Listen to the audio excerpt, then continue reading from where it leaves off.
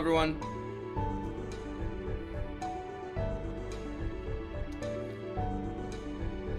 Yo, it's good, Joel. It's good, Buff. It's good, Maya.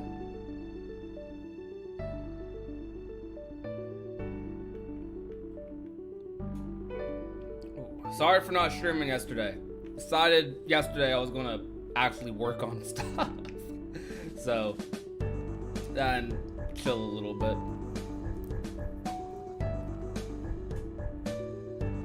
Mama's Disney's Yen said revolt. When? Oh, you meant to type evil twin. Okay. What is revolt? That is quite. Come That out is of quite the evil type. twin. Yeah, that is quite the typo. I'm not gonna lie.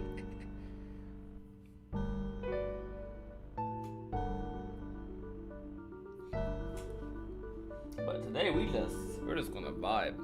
Maybe I'll turn on something and mess around with the mod or two, but I'm just gonna vibe. Then likely at the end of the stream, probably gonna play Genshin, which will be in like hour and a half or so.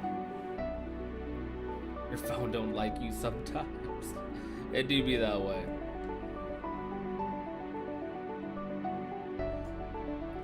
You should be writing an English final, but you're writing Cage fanfic. No, finish your final.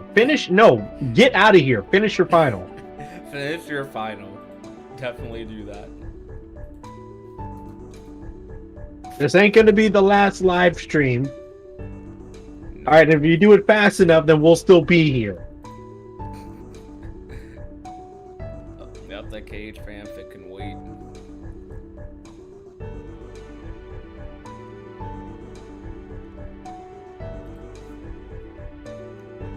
Your opinion on Riku's new Keyblade?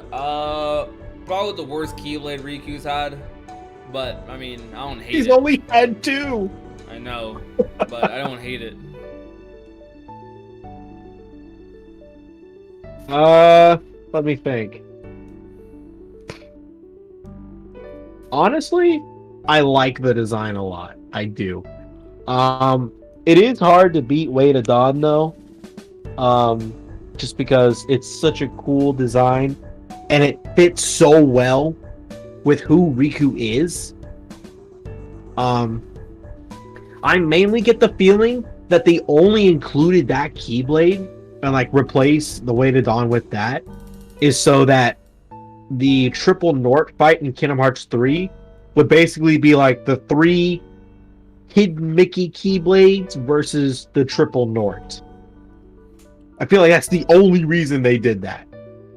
Because Sora had the Kingdom Key, which had the hidden Mickey.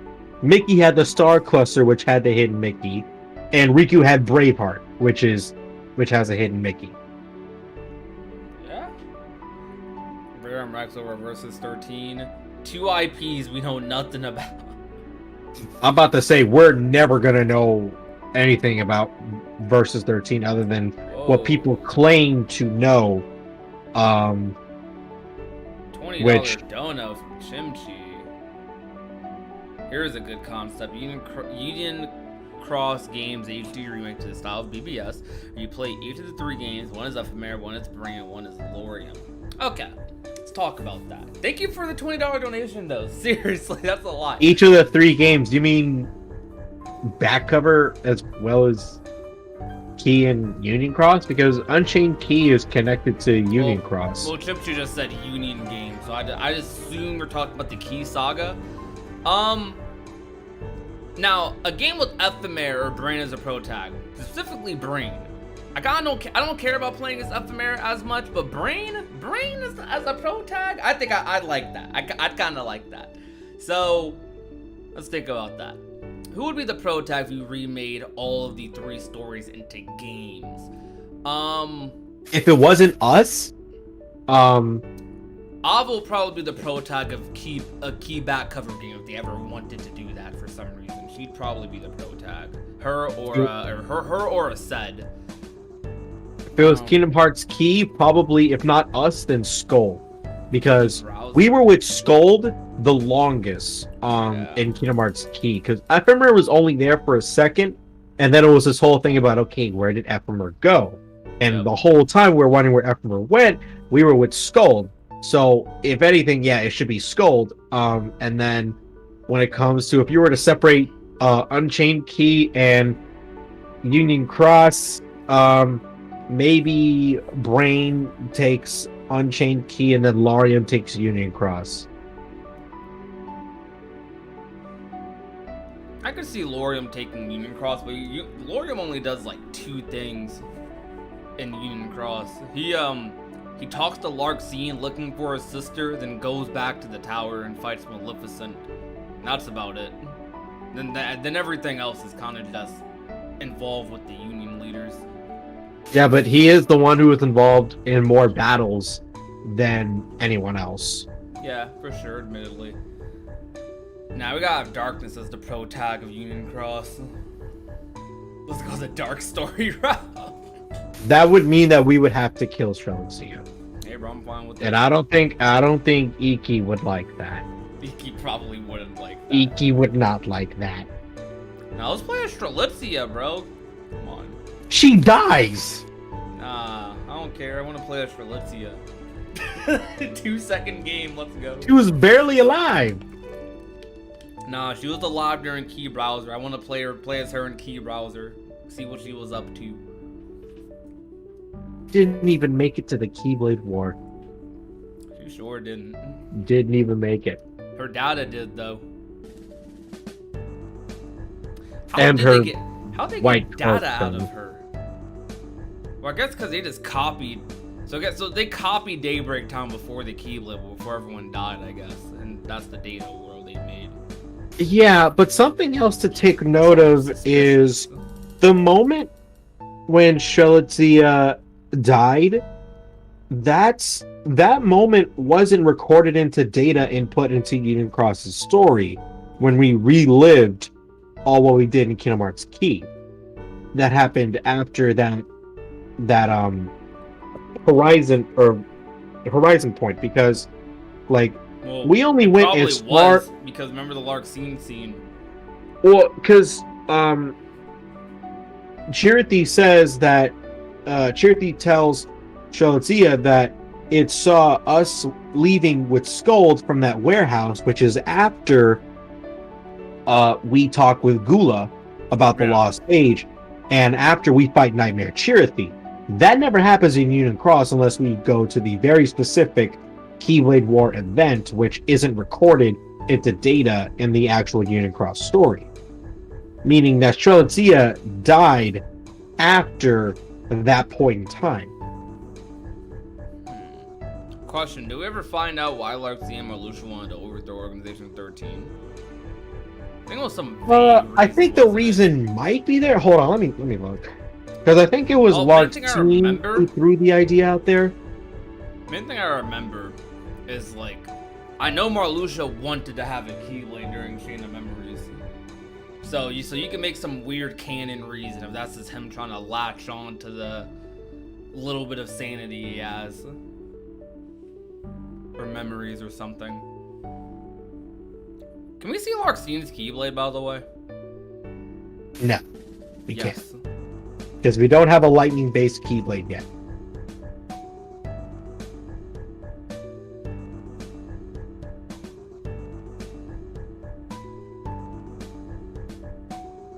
Yeah, let's get cool then. Really hoping the next Kingdom Hearts game is either Verum Rex or a Kyrie game. I think both of those will probably be the next 2 games, to be honest with you. I do think that. So according to this, after Larxene was introduced into the organization, and after like a interesting moment with Axel, she met Marluxia,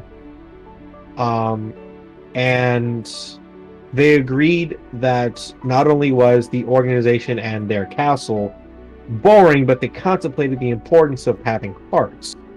And Larxene stated that having a heart was painful and wondered if nobodies like her and Marluxia were better off not regaining their hearts. And after that, the two started formulating a plan to overthrow the organization. Okay. That's hardly a reason, though. That definitely doesn't sound like a full reason. It sounds like position or something. We sort of do have a lightning keyblade, the Olympus keyblade. That wouldn't fit. I don't think that would fit Lark Scene. There was a keyblade in Days. I'm pretty sure has some lightning on it. They're probably gonna give her a Days keyblade. To be honest. What lightning keyblades are there in Kingdom Hearts? You can just search up Roxas and then go to Roxas Keyblades. Let me do that. He doesn't have that many. Okay. I'll just go to all of them and see if any of them have any lightning-based properties. Although considering how Days worked, no, weirdly enough, any of them had elemental properties. I don't think any of them did. Weirdly enough, the regular version of Missing 8 fits Lark Scene pretty well, but Ventus has that keyblade, so.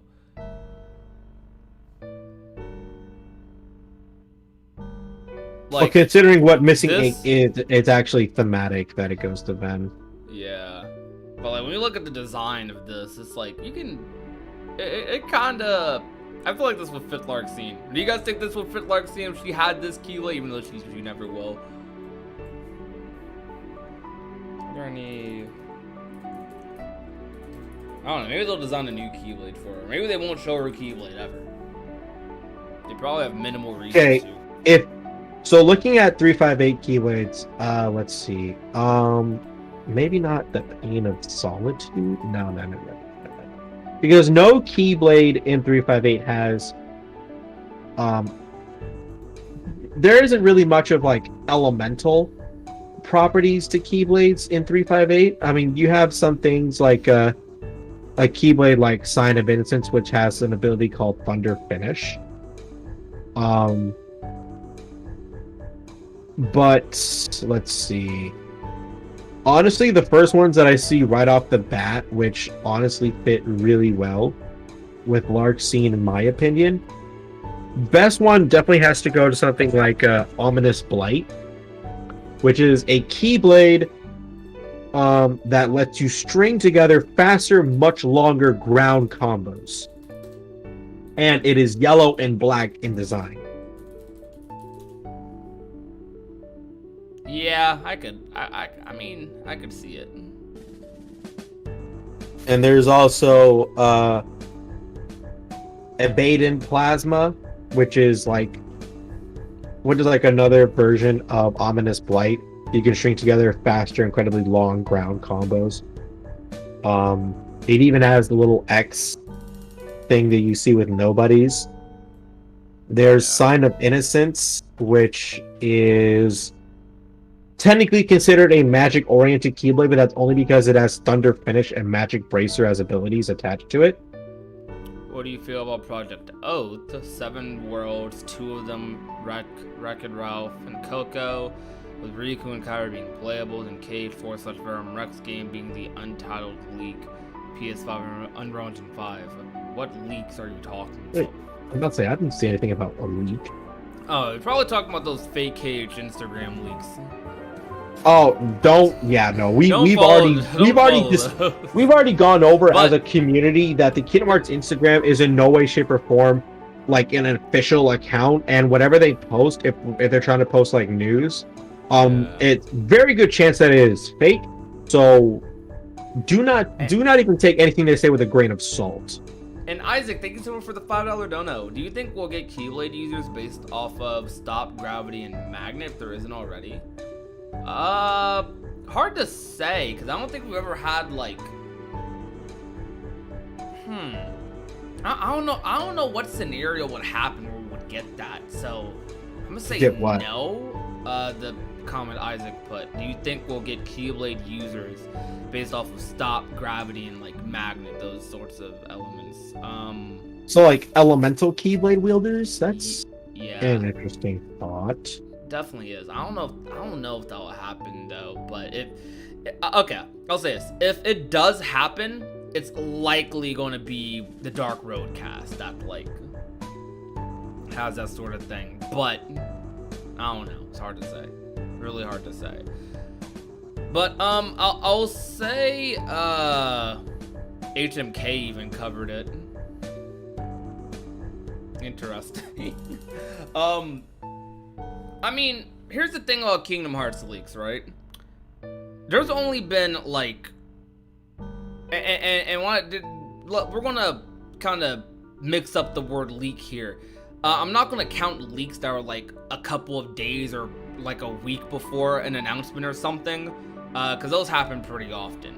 But like leaks that happen like years or months in advance, there's only been one instance in my mind where that has happened, where that's a leak like that's ended up being true, that hasn't had any sort of evidence, they just said words. And that was with the Monsters Inc. thing. I definitely thought the Monsters Inc. thing was fake. I said in that video that I do think Monsters Inc. has a pretty high chance of being a world in KH3, but I thought the leak was fake, but it was real. That junk was super real. There's also that Melody of Memory leak. Yeah, that was like a month before, I think. No, I don't think it was a month. I don't think it was a month, but we definitely learned. Back at it. Because I know we definitely learned the next title. It was on the website for Dark Road, right? I think it was on a Kingdom Hearts website, and it was like in their source code. I think it was in the leak for Dark Road, on Dark Road's website. Someone put that in there before they released the big trailer.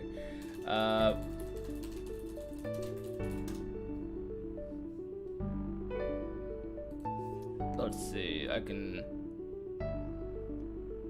Oh, actually, it was. I don't even think it was a month ago.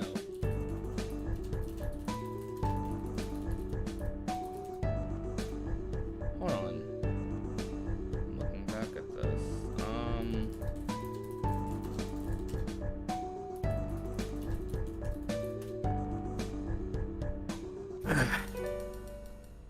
I reacted to the 2020 trailer. When did I post that reaction? So Unicross is at least 90 years before Birth by Sleep. Who knows the time difference between Unicross or even Dark Road is? Who knows, honestly? Actually, yeah, it wasn't even a month. It was like a week or a couple. It was like a week.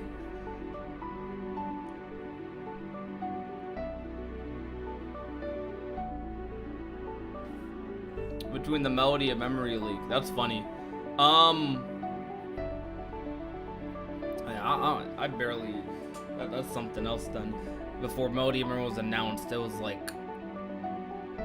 According to my videos, it was a couple of days, but I might have delayed making that video a little bit. So I'll give it the benefit of that and say within a week. So within a week, Melody of Memory got leaked and announced. So there's very few instances of like really early cage leaks being true, but to comment on that in general, not on the leak, I mean, I think it's very likely for the next Cage game to have a Coco world, and I think it's probably, I don't know if it's, Wreck-It Ralph world's a little up in the air. I could see it happening, but I'm like, I don't know. I think it's more possible than other worlds though. And Riku and Kairi, I don't know. It's like that leak.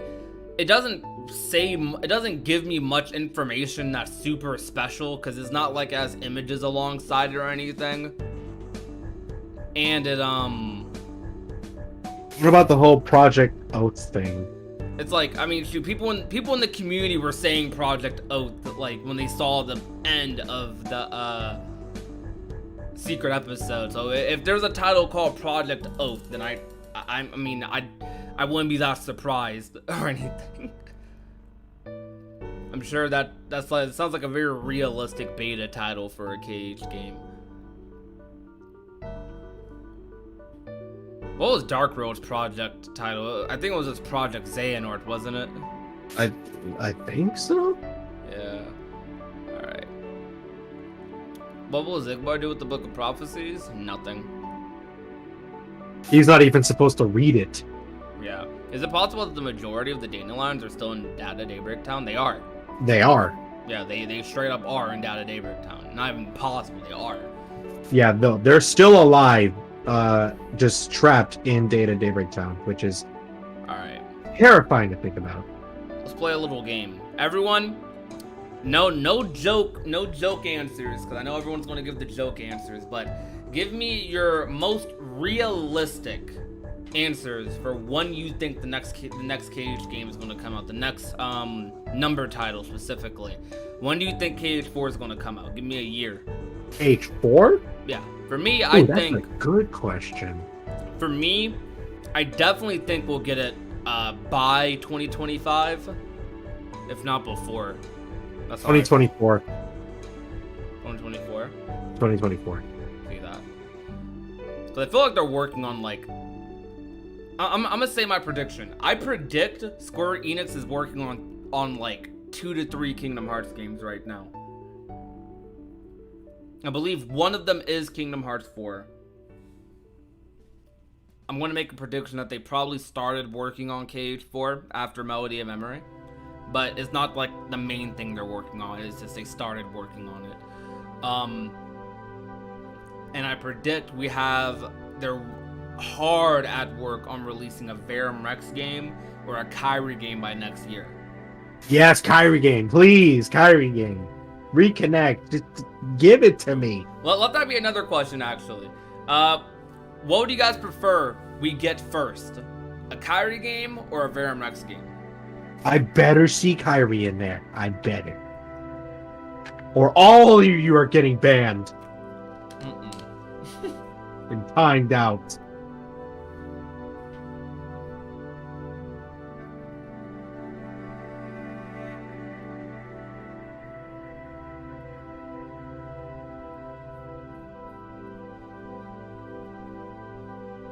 I'll take the Kyrie game first, personally.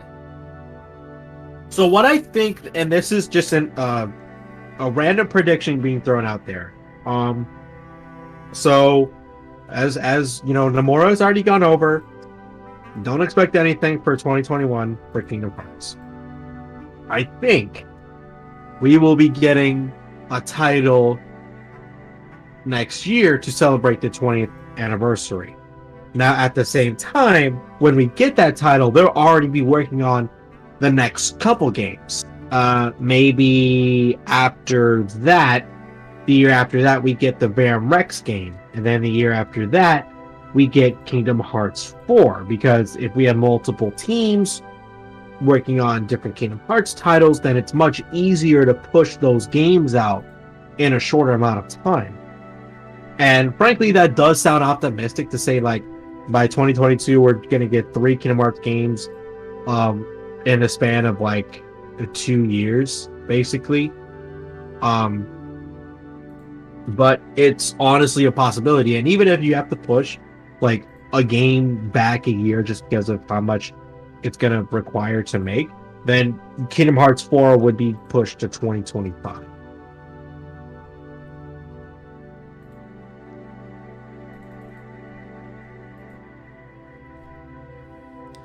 Kyrie gets their own game. It'll be Kyrie game, KH4, Verum Rex. You think a Verum Rex game will come out after KH4? No, Verum Rex definitely needs to come out before Kingdom Hearts. I think a Verum. See, okay.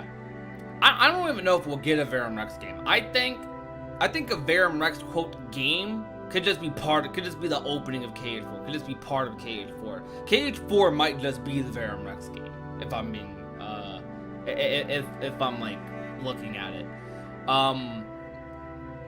I think Kyrie is probably super likely to get a side title, though. Kyrie and Riku are super likely. I want her to. I really want her to. Where's that cage fighting game you're gonna make? It's in the same vault as Final Fantasy Versus 13. Yeah. Yeah.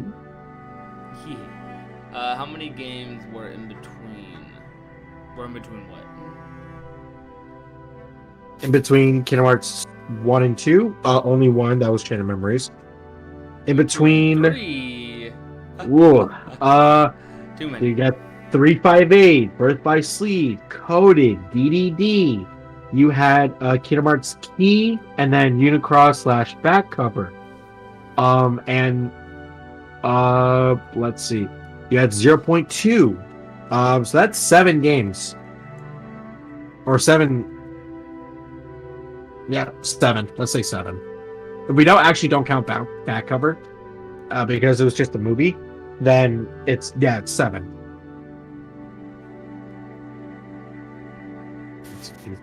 Basically coded DDD. 0.2. Key Union Cross. Yeah. 7.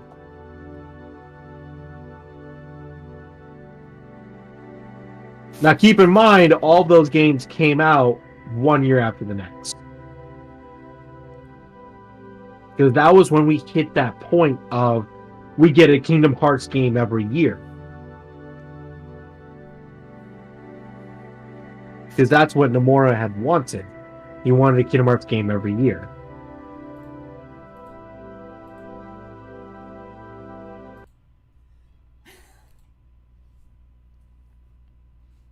I don't think they're gonna do that anymore. Like yearly Cage games. I mean, Possible. That it's possible that they still we do get it. we get yearly Cage content. That's the term I like to use more. We do get yearly Cage content. Even in our break year for Kingdom Hearts, we got Cage on PC and 2 major stories ending in Dark Road and Cross. So You don't need to jump straight into Verum Rex. You use it as a hook to get people after Kingdom Hearts 4. People are going to be wanting it, and you just leave hints in Kingdom Hearts 4. But the thing is, like, they did in Cage 3, so it makes no sense to do that for Cage 4.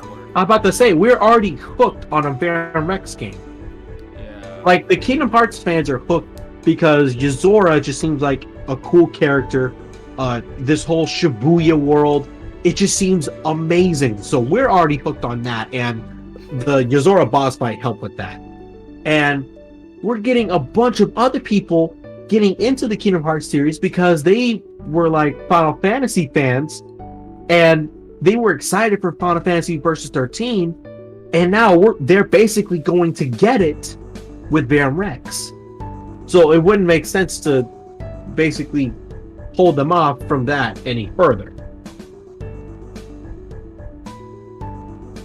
I streamed like the day before yesterday, the dude.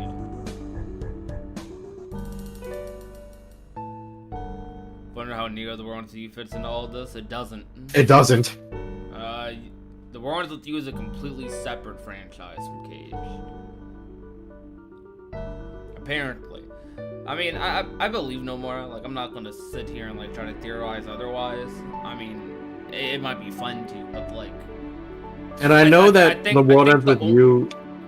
I think the only relation, like, I know a lot of people look at Shibuya like, yo, Shibuya's in Cage. Shibuya's also in The World Ends With You. Well, Shibuya is also a real city that's like using plenty of Japanese media and animes and everything. So like a Persona. Yeah. So it's like, yeah, that's the thing. But if we get any sort of hints in that game, for now though, I think it's safer to treat it as its own thing. Because Nomura has made his intentions a little clear now. I think more than ever, he's not trying to connect it to Cage. He wants to make the one to do its own series, hopefully.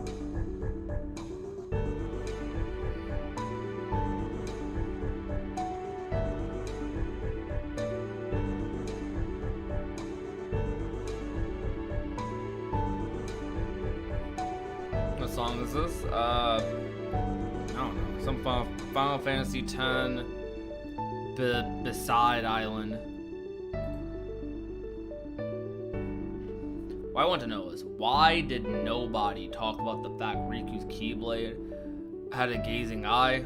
Because we didn't know what gazing eyes were until a key backup. And even then, they made it very clear that the only important gazing eye is the one that's in the no name.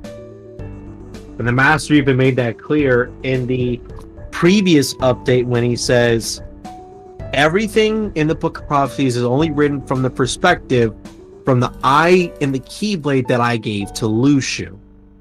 So Keyblades like End of Pain, or weapons like Soul Eater, or Keyblades like Void Gear, or Way to Dawn, those gazing eyes Well, are not think the about real like gazing eye. think about like this though. I mean, they probably are, because like think about when Riku got that Keeley. He was still very much a part of Ansem, a part of Xehanort. But now Riku with his new Keyblade, I think is the main reason they went with the new Keyblade is because to show that Riku is away from that. He's conquered his darkness completely now, right? Like, would you agree with that? That's kind of what it's meant to symbolize a little bit. Yeah. So like, from the perspective of Lushu's Keyblade, it makes sense for the master to say that at the time. But because like if he says otherwise, I want to complicate things a little bit, but we'd be able to piece together. But it's like we could still kind of see Way of Dawn as like just a part of No Name, just a part of Xehanort that was still part of Riku. How do you feel about Lushu Xigbar? Is he good or bad? Good. Honestly, I think the master with every Union Cross update is looking more and more like a good guy. Like, I was kind of convinced the master was going to be a big antagonist. I'm starting to even question if he'll be an antagonist. Like, I don't even know if he's going to be an antagonist anymore. He might just be like doing his own thing with the foretellers, trying to save the world, like playing chess with Sora and Riku.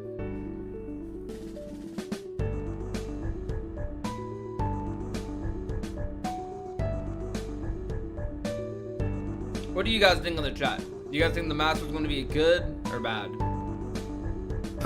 Very bad. He's trying to eliminate darkness, which would corrupt the balance of the world.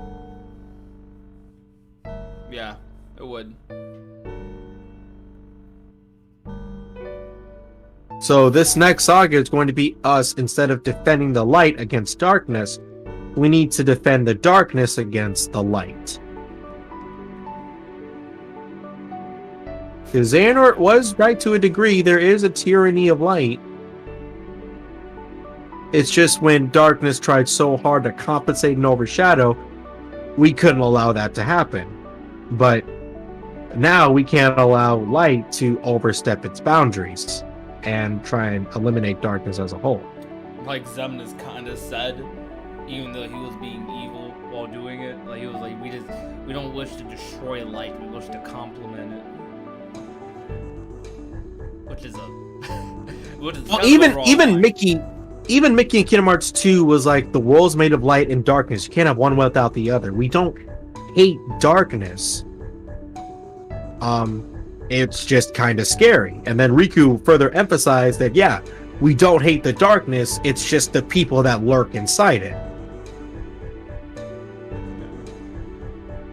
I wonder though. I mean, Master's a very bizarre and interesting character, so Mura's writing him pretty well so far. Pretty well. By the way, guys, if you're enjoying the stream, hit that like button. Hit that like button. We have 89 people watching, but only 3 likes. No, those proportionates. No, that's not correct. We gotta fix that. Hey, we gotta fix that. Fix that. Defending darkness against light sounds cool, seeing how long we fought against it throughout the series. It would be cool. It would be interesting. I definitely pointed out how it's an interesting coincidence that Sora has been getting more and more in tune with his own darkness and getting more and more control over it as the series progresses, and no one has even talked about it. Yeah. Game Hearts 4 should start with Moana.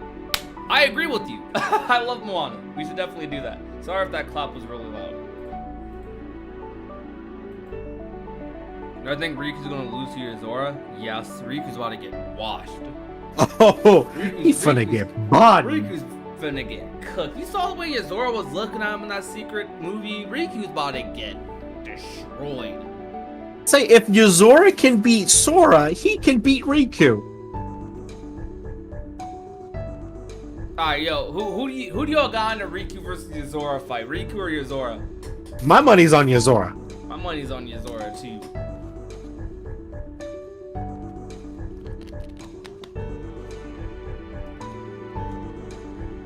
I don't think Riku Y'all really think Riku would win? Y'all crazy. Yozora washing Riku. Like Yozora clapped Sora's cheeks. Like how was Riku gonna win? Yeah, Yozora definitely. Yeah, there's the Yozora. Yozora's bodying that bit. Yeah, there we go. Influencing the poll. That's what we like to see.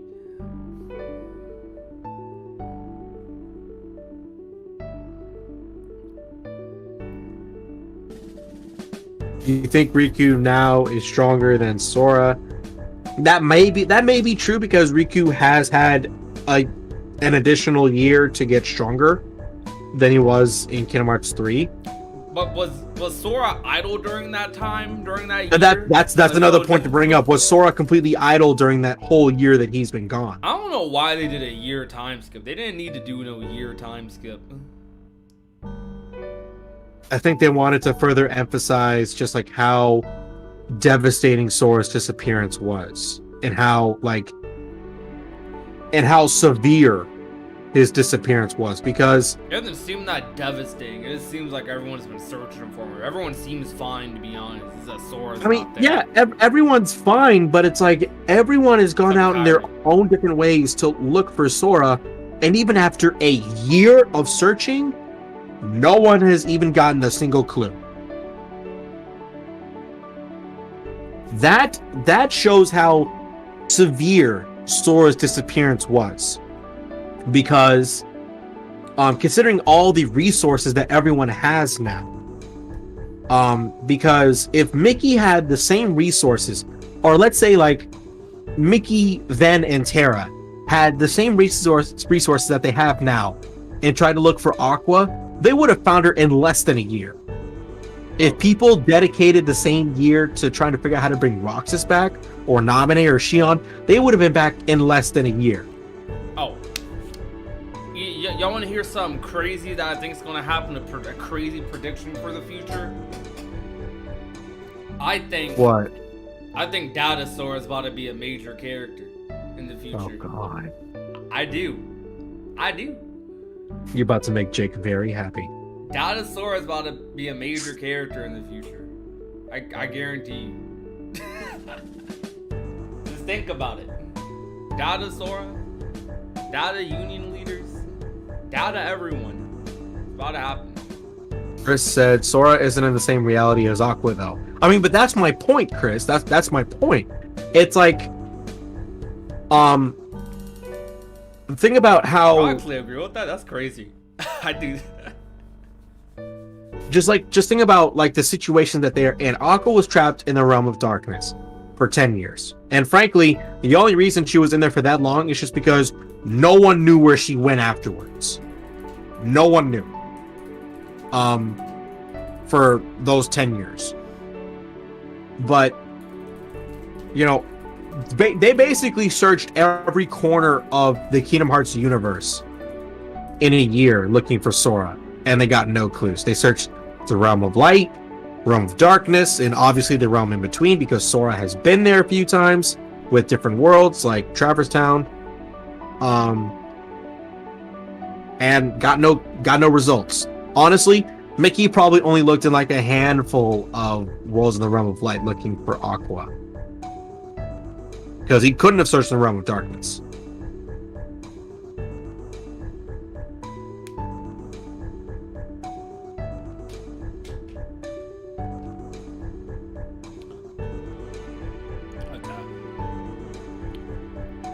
Who does everyone think is the weakest Guardian of Light?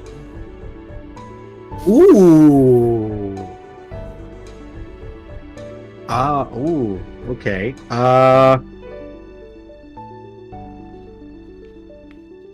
Personally, Well, I think Axel sucks.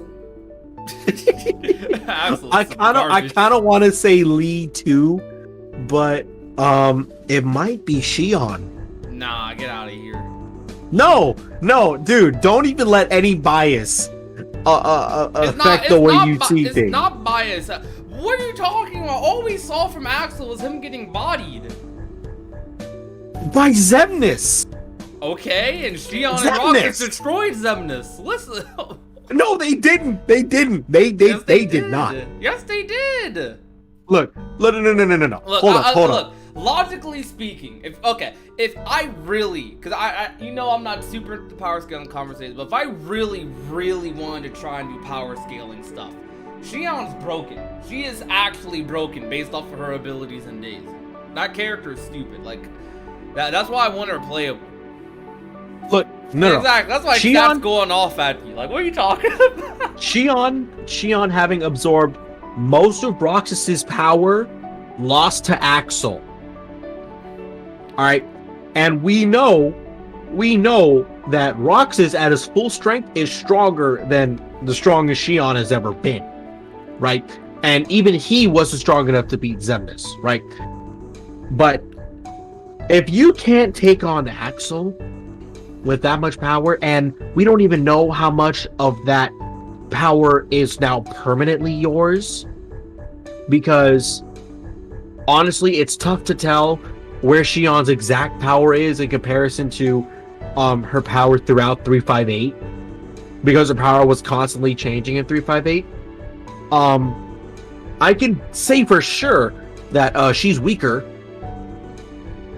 than how she was like at her peak in 358. And I'm not counting Final Xion either, because Final Xion was powered up by like different devices that the organization made. So Roxas barely won that fight. And he was at his weakest point. He wasn't even at his weakest when he was fighting Xion. What are you talking about? He had most of his power gone. Most of his power was gone. Hold on, bro. Yes. Because I like, it's hard to dispute that, but it's also hard to say that like all his power was gone there. Well, obviously not all of it, because he was able to take on Syax. Because that same Roxas fought Syax, and that same Roxas just fought Riku too, beat Riku. Yeah, but that was after Xion died and he got his power back. Because it was so much. Roxas became so weak. But like you're only basing that off of days though, and like what? So like since you're talking about what we recently solved them in days, what we solved them in Cage 3. Axel got cooked, and Xion was one of the people still standing during that fight. Xion and freaking Roxas, like they were just bodying Xemnas.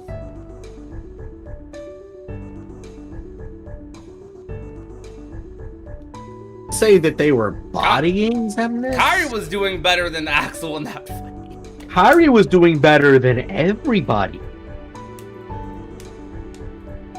Because, I mean, Roxas and Xion both tried taking on just one of Xemnas's nothing blades and got pushed away like they were nothing. Kairi shows up and makes both of them disappear. See, this is why I don't talk about Cage power scaling, because it doesn't make sense. Because like literally my brain is like stuck on the thing you said about Roxas at the end of days. Because in my head, right, like you could just say that, you could say the simple thing of like Roxas had his power sucked away. That's like the lore reason for why Roxas couldn't use his Keyblade, though he then got his Keyblade back later, so he started gaining his powers back at some point during the game. But then on top of that, he was beating strong enemies like pretty early on. He was beating strong enemies pretty early on in the game. Was even able to hold his own without a Keyblade at one point during the story.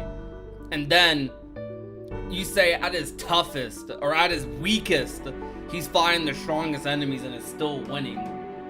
I don't know, it's just really convoluted and confusing. The thing about Xion is that fighting Roxas is that it's very much shown that Xion wanted to lose. She basically threw the match. She made Roxas beat her in self-defense. That completely changes what you said then. No, it doesn't. Yes, it does. It does not. It does not. Guys, because does that thing. not completely change what he said? No, because here's the thing. Roxas had so much of his power taken by Shion. Zenith, by the end of it, was like, hey, you know what? She took enough of his power. He's so weak. I don't need both of them. Shion, you can get rid of this guy. Or we can just formulate a way to get rid of Roxas. Because Shion has taken so much of his strength, we don't need the both of them. He's a liability. How does that change what you said? It doesn't. I mean, my point still stands that Roxas, by the end of days before Shion's death, was at his weakest point. I mean, Axel even pointed out in one cutscene, is like, if you've noticed that you are getting way stronger while Roxas is getting way weaker, it's because you're sapping his powers. You're taking way more than you ought to be.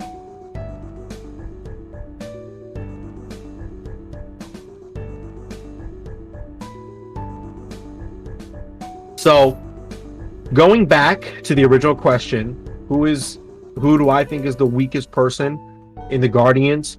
It boils down to either Lee or Shion.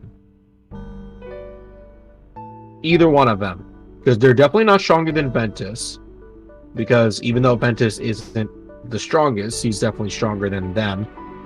Kyrie proved herself to be way stronger than either of them. Okay, so and I don't even need to make a case for Sora, Riku, Roxas, Terra, or Aqua.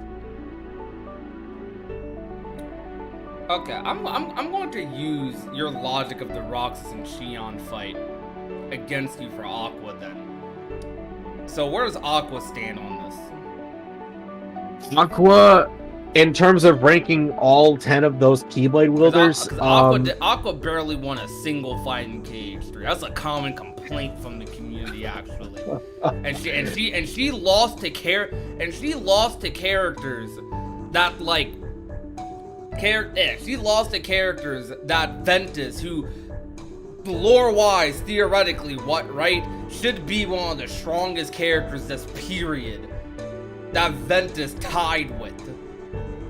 Well, if you're referring to the Vanitas thing, Sora made it clear that Aqua didn't fully recover yet by the time she was fighting Vanitas.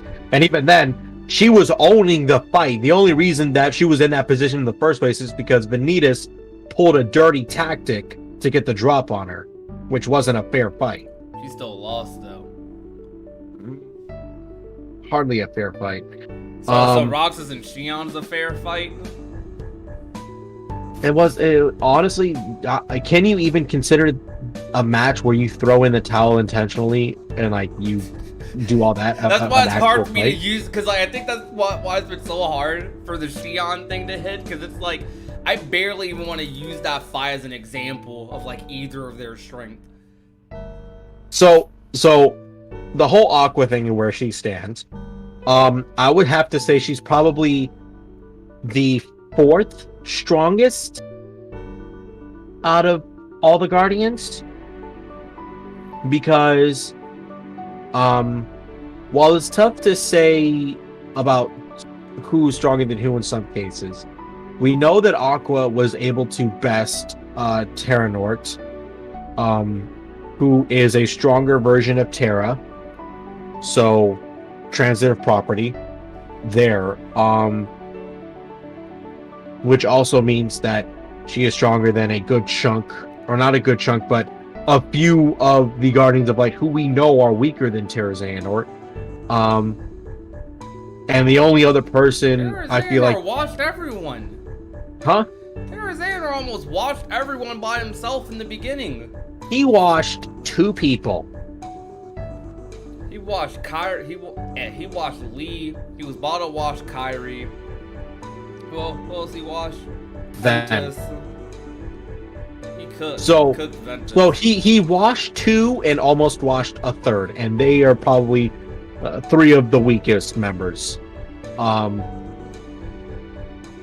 Because you notice he never even attempted to go after Riku or Aqua or Mickey. Literally nobody did anything to Terranor except Lantern. Honestly, except for Sora. Why did no one step in if there's other characters clearly stronger there? But the Aqua thing. So she's stronger than Terrazanor because she was able to beat him.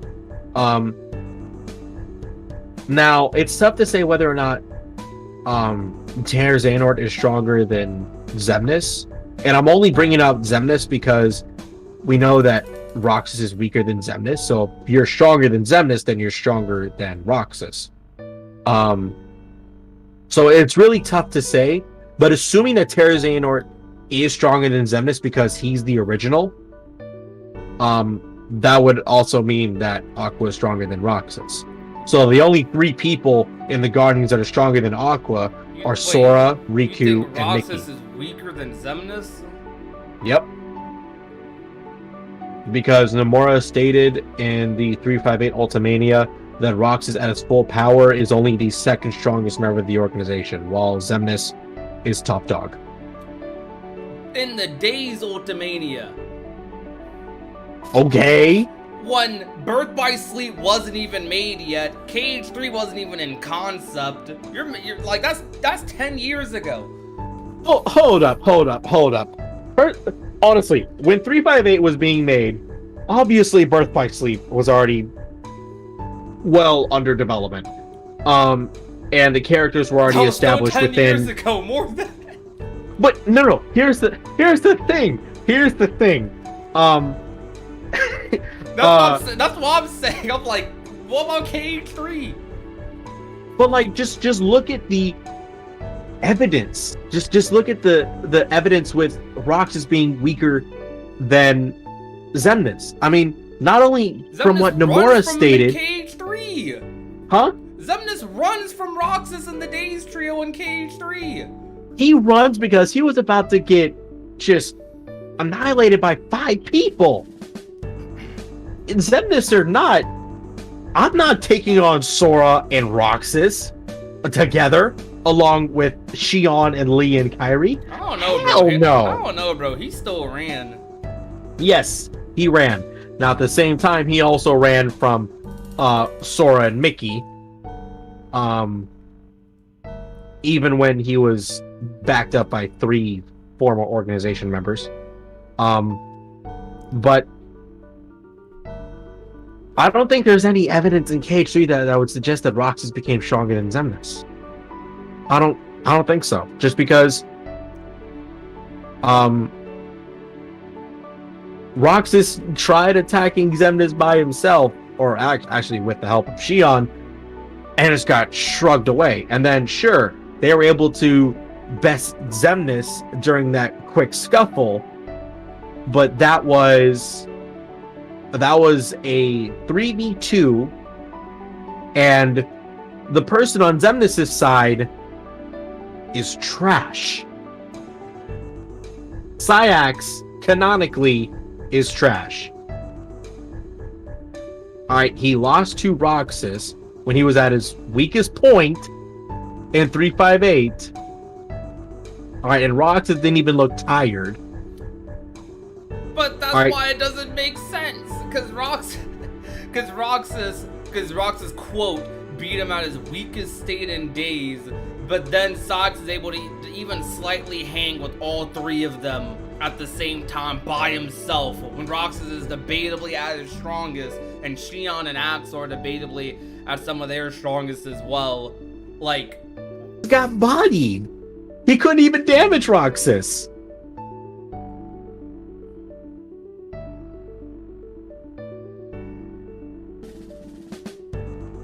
No, Syax canonically is the 2nd strongest member of the organization. That is blatantly not true. That is just not true at all. It was just straight up stated in the original organization, Roxas is 2nd strongest. Lexius and Zaldin are tied for 3rd. what? It was stated, yes. It was also stated that power scaling in Kingdom Hearts is like Dragon Ball levels of bad. It was also stated that Lexius was considered an equal to Marluxia, who was also considered an equal to Axel,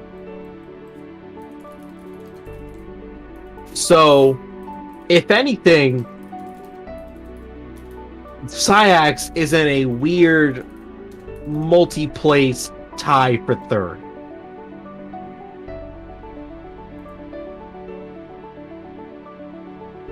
I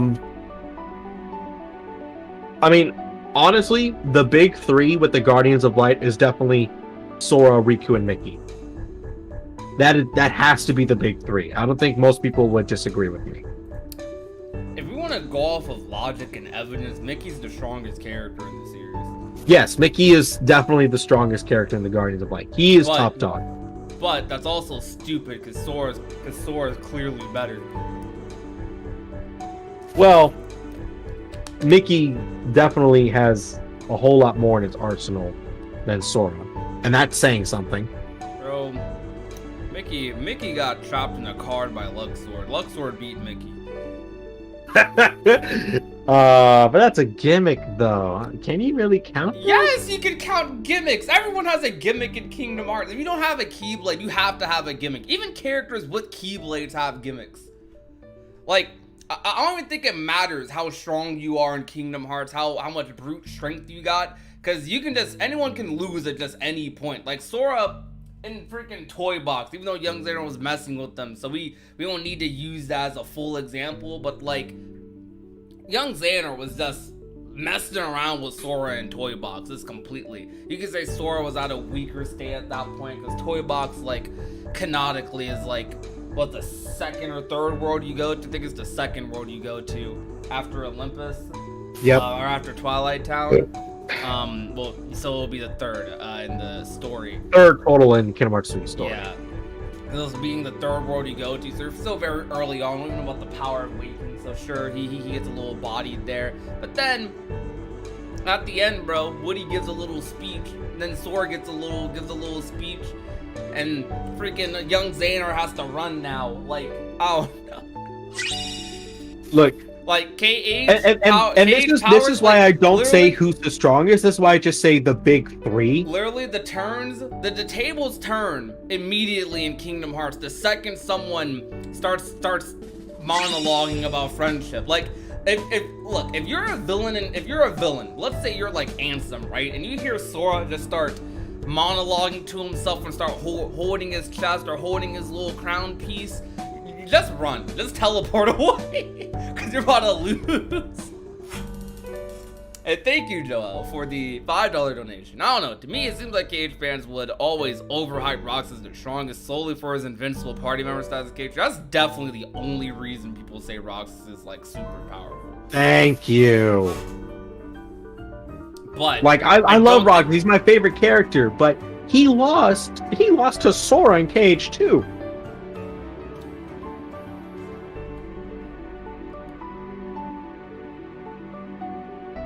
Putting that out there. He lost to Sora in KH2. Yet Riku has more accolades than Sora, and honestly, the series doesn't even try to pretend like Riku's weaker than him. They treat Riku and Sora as closer to equals, if not leaning towards Riku in some situations, like more generally. Yet Sora's beating Riku like almost every time. But yeah, so the series likes to suggest that Sora and Riku are equals. There may be some instances where they try to say like, oh well, Riku's more capable than Sora, but at the same time they show like, oh, Sora has like all this stuff going for him that Riku doesn't have. So those two are presented more or less as equals. And then there's Mickey, which is why I don't try to say who's the strongest, because frankly, it can go to any one of those three. That's why I just say the big three. I Sora, Riku, and Mickey. That'd be the big three. Alright, wait, hold on. You sent me some power scaling tier list. We're about to do this on stream. I know I've done this before. We're about to do this again. So, everyone in chat, who would you say the big three is in the Guardians of Light?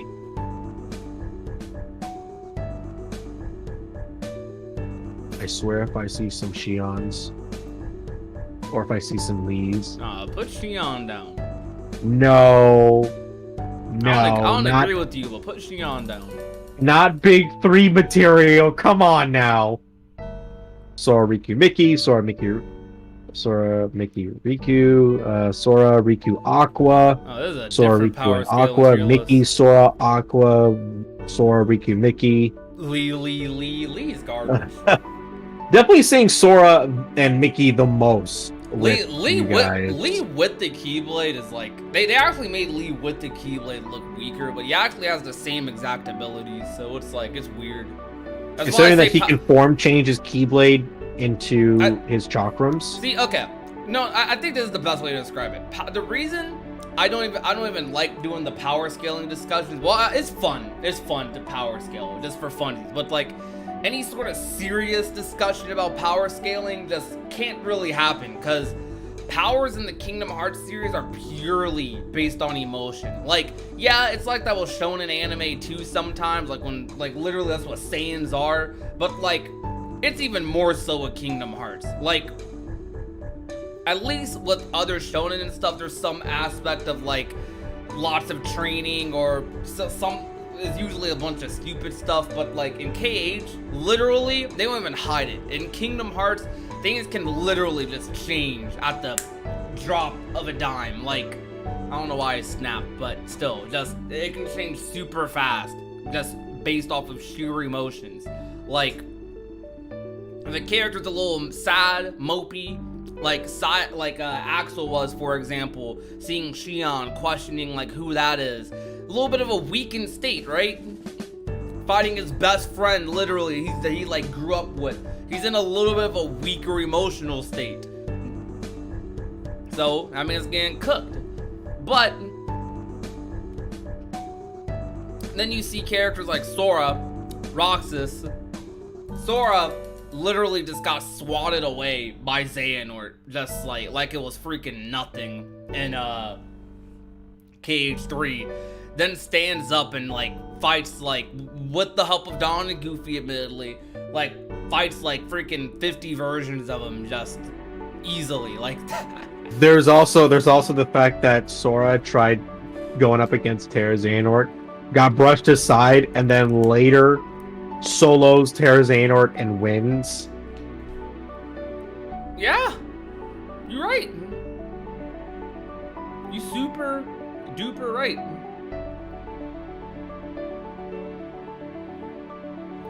I was like, we talk about why was Davy Jones even able to like shrug Sora or Don and Goofy off of?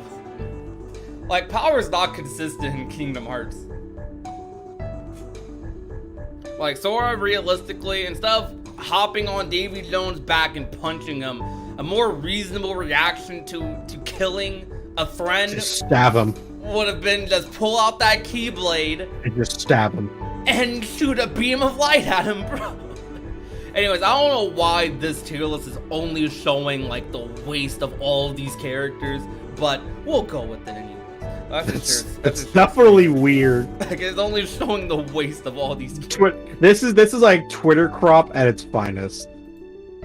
Definitely. Davy Jones is canonically more powerful than like every KH character, by the way. Sully is more powerful. Oh, we're not. I'm about to get off this here. I don't want to talk about power scaling again. Yo, the fact you just brought that up. Yo. Oh, come on. Yo, so. But that strongest Vanitas is, you're telling me, even if Sully sneaked up on him, you're telling me Vanitas couldn't just burst out of it or something, bro? Come on. We literally see him do burst attacks against Ventus and other characters. I think it might have to do with the theory that if you restrain a Keyblade wielder's wrist, they can't summon their Keyblade and therefore use some of their power. Oh, sleeping on Woody? Yeah, Woody definitely spooked young Xehanort too. Because when Sully was grabbing him, his wrist was obviously bound. Because you see his Keyblade like drop and then disappear, and then he doesn't summon it back. Which, that falls in line with the theory that if you can restrain someone's wrist and they have a Keyblade, then you have them. Because it happened to Sora, it happened to not Riku, Kairi, it happened to Mickey. So I don't no. KH1 Sora was definitely stronger than KH1 Riku. This, yeah. I gotta think about it a little bit, cause like, yeah. Because Riku was like, even with all the power you had to give, I tried to use all the power you had to give, and Sora still beat me.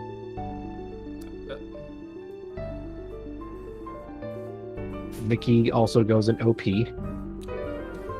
Literally, Mickey's in top 3 just because of Remind. Like, if it wasn't for Remind, Mickey would be like, but Remind, that is like the most broken thing I think we've ever seen in Kingdom Hearts. Can we agree on that? Yes.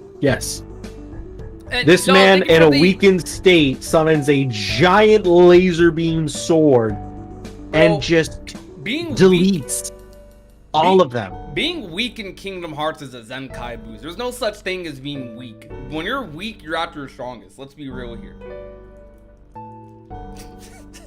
Except for when you think you're at your strongest. Then you're at your weakest. I mean, if we go by KH logic though, like that sentence, as cap as it sounds, I mean, it fits a little. Even the part I said, when you think you're at your strongest, you're actually at your weakest. Alright, thank you for the $5 donation. Okay, regarding Terranort, this man Terranort fought Lingering Will, Sora, Aqua, and Ventus, and Sora again in 2 hours. Someone help this man, he's tired. Oh yeah, and Lingering Will was freaking losing to Terranort. Well, to be fair, he did bring out the Guardian in a very cheap way.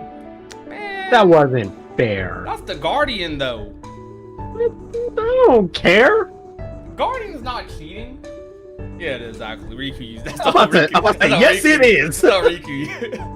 Riku that's part of the basically gimmick, cheated his though. way to victory against Roxas That's because part of of the that. gimmick, though. Shion- Shion in Days is broken. Like, okay, hold on. Let's actually think about this. Is Shion at the end of Days stronger than KH2 Sora? That's actually a good question because she was being powered up by the organization machines. What do you guys think? Do you guys think Shion at the end of Days is stronger than KH2 Sora or no?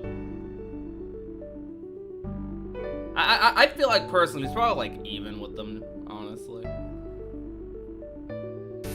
I'm not sure because Sora and Riku by the end of KH2 are like Xemnas level, if not stronger. And if Shion could take on Xemnas with all that power, she would have.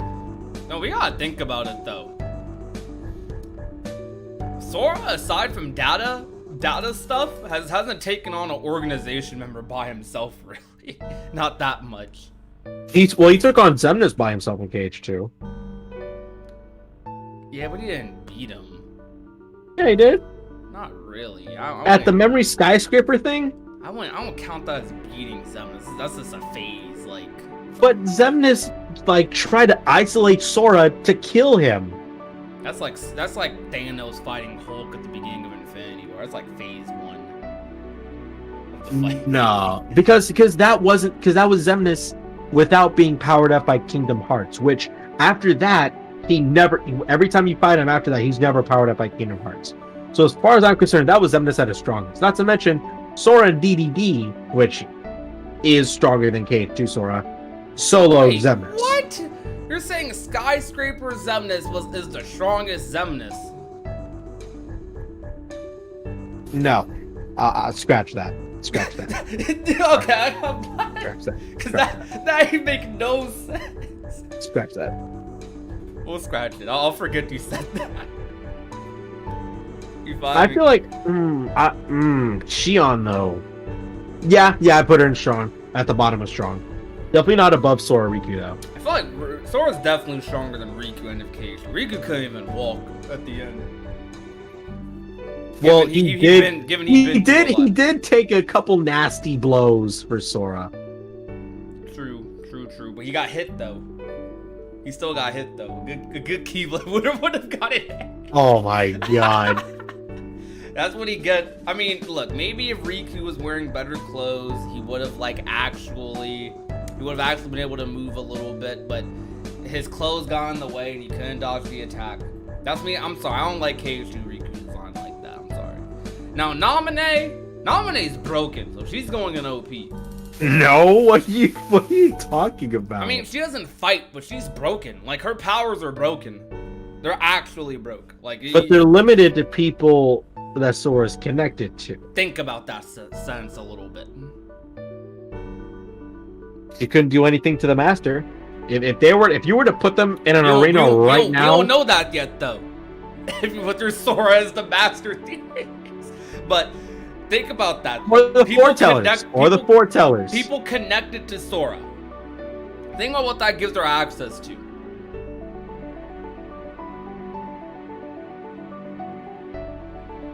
Gives her access to most of the cast. You think about Ventus. Ventus is a big one right there. Yeah. That girl broke. She's staying in OP. My God. She's staying in OP. Now, Donald OP. If we also want to talk about power scaling in Kingdom Hearts, Donald's actually as powerful as Mickey, if not stronger, because like this man actually just killed Xehanort. Yeah, but he's only good for one shot. I mean, he's good for one shot, but it's a guaranteed kill. If you can land it. You're right. Alright, KH1 Kairi sucks. Weak. KH3 Kairi? Strong. We're putting in strong. Alright, alright guys. Let's have this talk. Alright, let's do this, guys. Let's do it. KH3 Kairi stronger than KH2 Sora? Well, actually, that's really tough.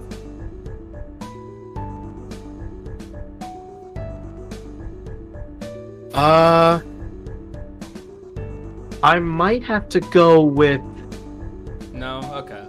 Do you guys think KH3 Kairi is stronger than KH1 Sora? Yes. Absolutely.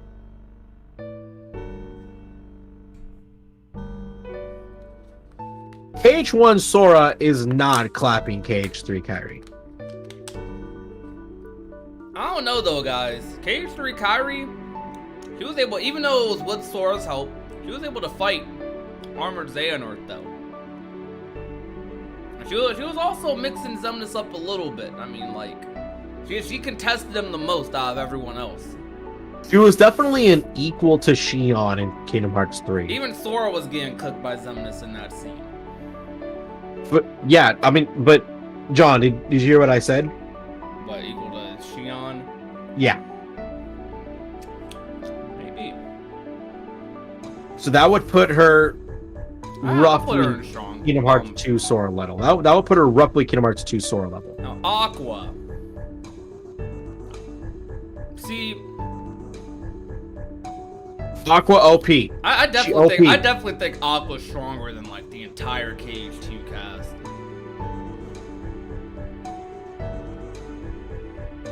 Even though she got washed a little bit in KH3,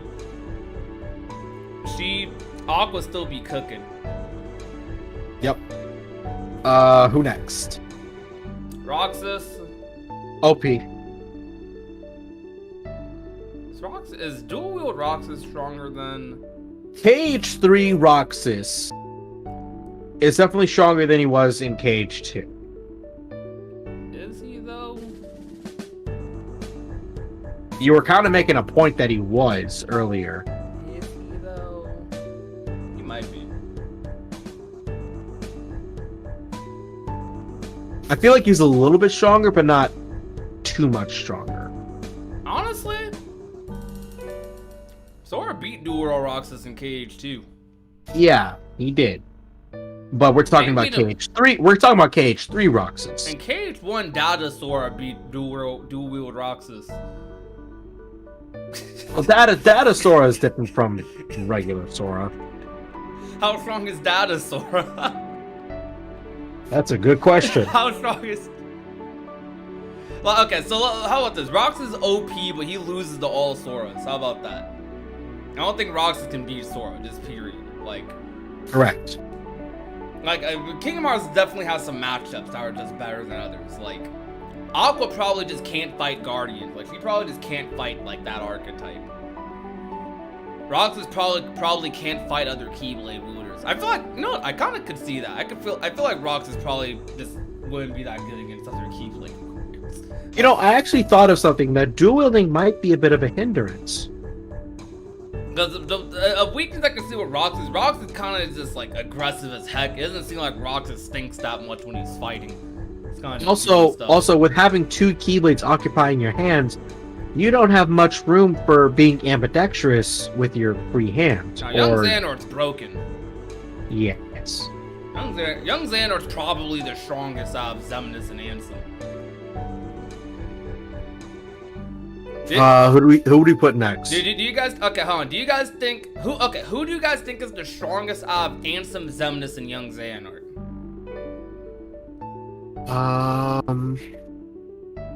I feel like Young Xehanort's the strongest. This is based off of Dream Drop. And even in KH3, he's pretty strong too. Well, in Dream Drop, he was being possessed by Master Xehanort, so that's a little different. True. But we have to remember that in KH3, he had the least amount of health. So, he's broken. I feel like that kind of attests to how weak he was That means Ansem's the strongest then. Anthem didn't have the most health. He survived the longest though. He had equal health to Xemnas, and that's because he's a zoner. But he's equal to Xemnas without the Guardian. So with the Guardian, that boy broken. Well, anyone with the Guardian is broken. I don't know. Luckily, the Guardian doesn't exist anymore. Marluxia sucks. Trying at least. Marluxia lost to Maleficent. This tier list is half trolling, by the way. Now he is definitely stronger than most of the original organization members. I don't know. We have to keep that in mind. I don't know. He still lost to Maleficent. Alright. Master Xehanort. OP. He's stronger than everybody else, easily. Probably stronger.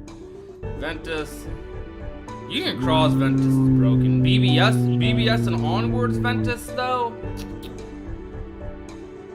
Somewhere between mid and strong. There. Now Terra.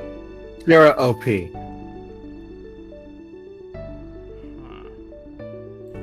Terra is definitely stronger than Roxas. Gotta think about that.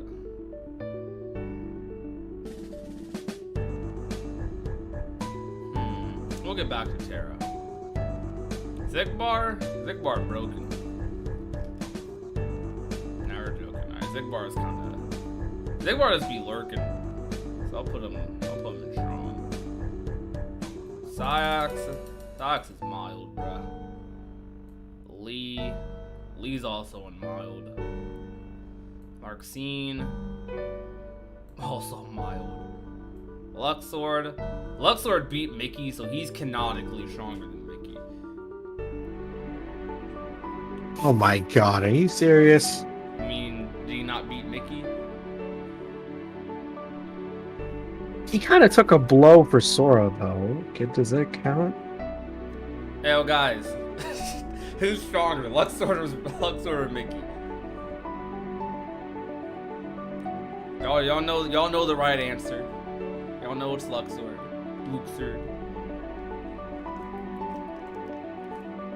You can't have Larxene over Marluxia. I don't know. Marluxia got washed by Maleficent though. That man sucks. Luxord won. Yeah, there you go, chat. There you go, Yu-Gi-Oh.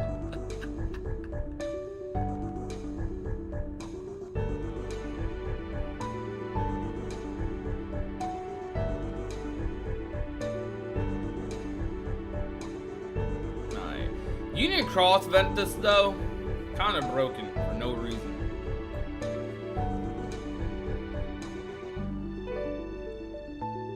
Yenzo garbage.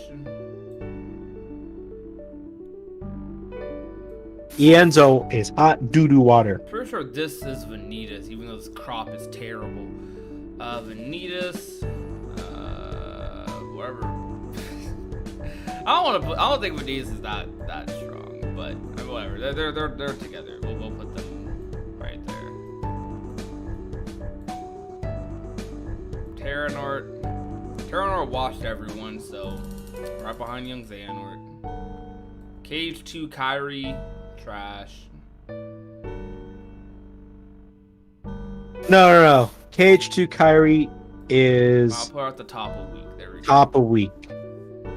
Lexaeus, kinda garbage. Oh, he's strong. Nah, that boy garbage. Oh no, but yeah, he's definitely weaker than Lee and Isa. Dark Riku, ooh. Dark Riku got that energy though, like. Yeah, he definitely got a major boost compared to where he was in Chain of Memories.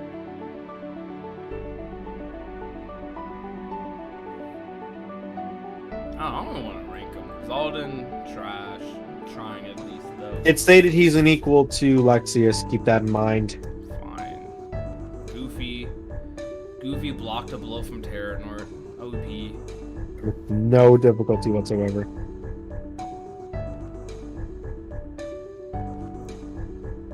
Goofy and Donald also were holding back Vanitas. Ansem stronger than Roxas. Like, literally. Riku just took Ansem's power to beat him. And then Terra. Alright, that'll be my crappy tier list. There we go. Definitive power scaling tier list. You can't even tell what half the characters are because they're all cropped out.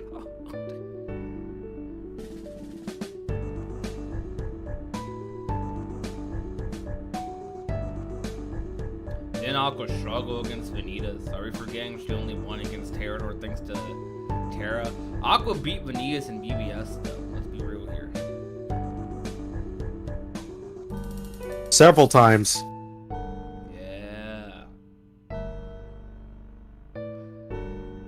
Aqua also did beat Terranort. You know what? Aqua beat everyone in Birth by Sleep. What do you think about it? She did. Aqua did not lose in Birth by Sleep. Aqua only lost because she tried to save Terra. Aqua caught no L's in BBS. Literally none. She beat Vanitas, merged with Ventus with the Keyblade. Oh, that's kind of broken.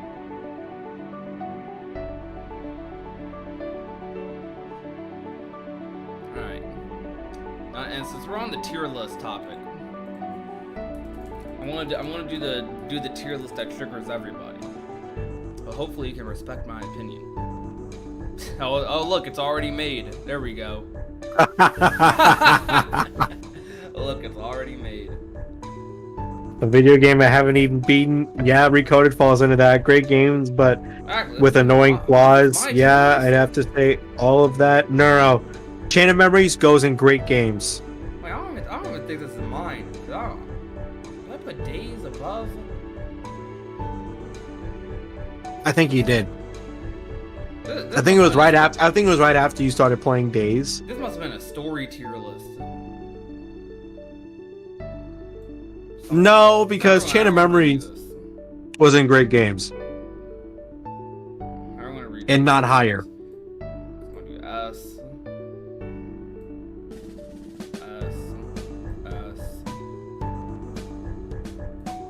Alright guys, this is the definitive Cage tier list. S.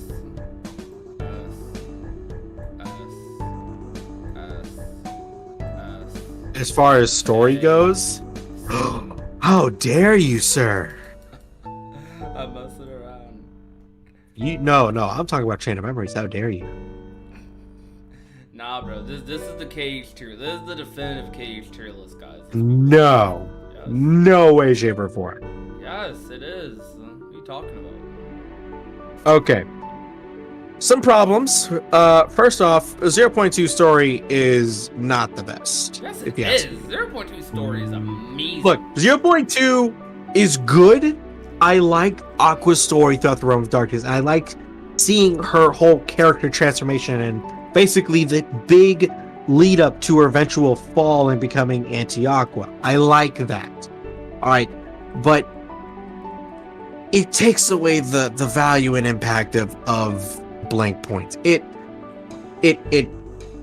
teased us with its intro. It honestly made things. It made things seem like they made less sense overall because honestly, I think I pointed out in a video. They make this whole point about it's like, oh, it's so hard to get in and out of the Realm of Darkness. I'm like, well, hold on now, because Riku escaped more than once. He was actually able to go in and out of the Realm of Darkness. Mickey escaped once. Sora escaped twice. And Ansem the Wise even escaped. Heck, one of the times Sora escaped, he just used his Keyblade to open a gate.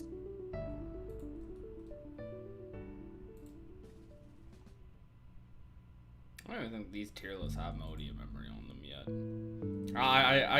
One of my first videos when I started gaining an audience was about the Blank Points thing, and I just it never made sense to me. People who said it messed with Blank Points, it never did.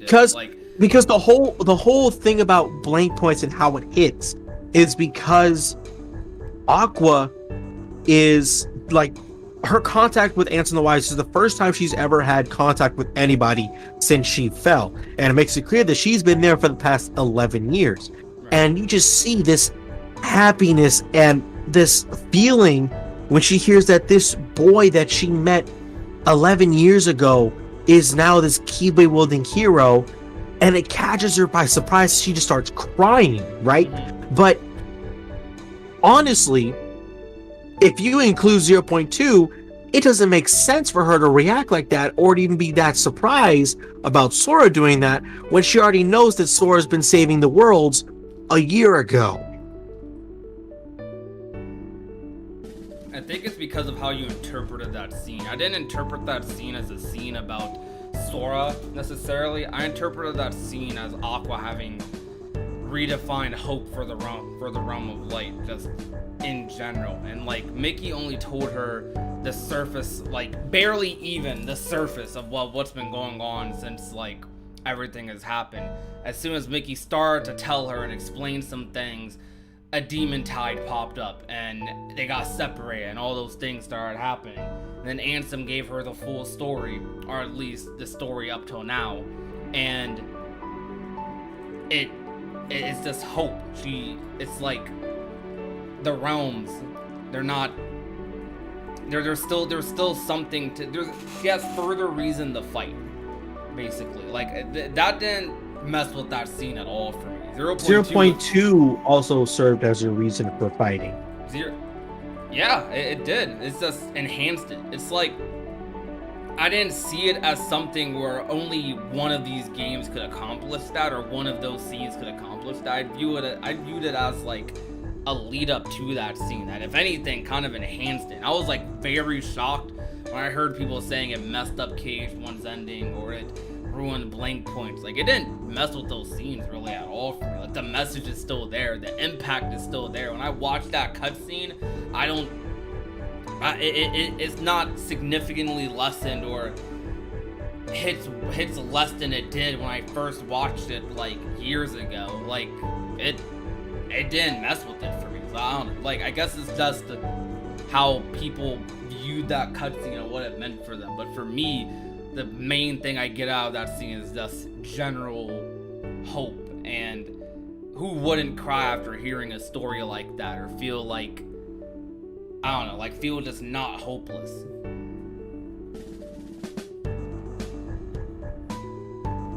I don't know, man. I don't know. I just feel like it definitely hits better if Aqua didn't hear about Sora at all until after KH2. Then hearing about her during the end events of Kingdom Hearts 1, and then she's like, and then like a year later, she's like, "Oh, is the boy saving the world's terror Ben? Oh, what? It's Sora." It's like, yeah, it kind of takes away that part of it. I think the difference is that part specifically never hit for me. Like, the part that hit for me was the story itself, the general tale that Ansem was telling. Not, oh, it's Sora. Like, that wasn't the part that, like, made it like a thing for me. Like, okay, the point of the cutscene from my perspective wasn't her being surprised it was Sora. It was, if anything, that whole, all those characters like saying Sora's name thing, that whole thing was more so of a message of like, this is just how important Sora is. This is the weight, this is the burden Sora has on him. Like, cause everyone believes in him. Everyone, they're waiting, as Ansem said, for their birth by sleep. Like, that's what hit for me, not the quote surprise itself of it even being Sora. Like that part wasn't what made the cutscene for me. What made the cutscene for me never went away. So I mean, I've heard like that before from some people, and I usually have the exact same interaction because it's just that's never what the cutscene was for me. But if it was like that, I guess I can kind of understand why, if you viewed the cutscene that way, why it like would have messed it up. But I guess I don't understand how people viewed it that way in the first place, or how 0.2 affected that so significantly by just saying Sora's name, no context, no anything, like just saying his name. Like, her reaction was the same boys, and then they got attacked by Demon Tide. Like that didn't ruin much for me at all. But let's do secret bosses, or well, just bosses, super bosses in general in this game. Yozora has to be at the top of S tier.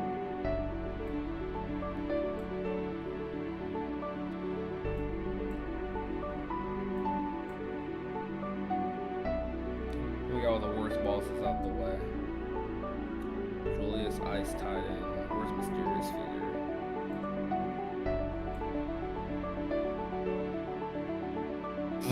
Let's see.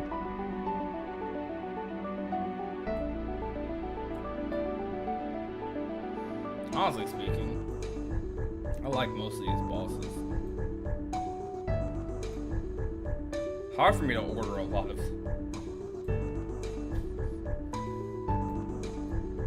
That Red Eyes one, that has to go C tier. Red eyes. Top left. Oh, this. Okay. Yeah, I didn't see. What's this? A boss that would show up occasionally throughout certain missions in 358. He's considered the game's super boss. He's a pain. Put him in D tier.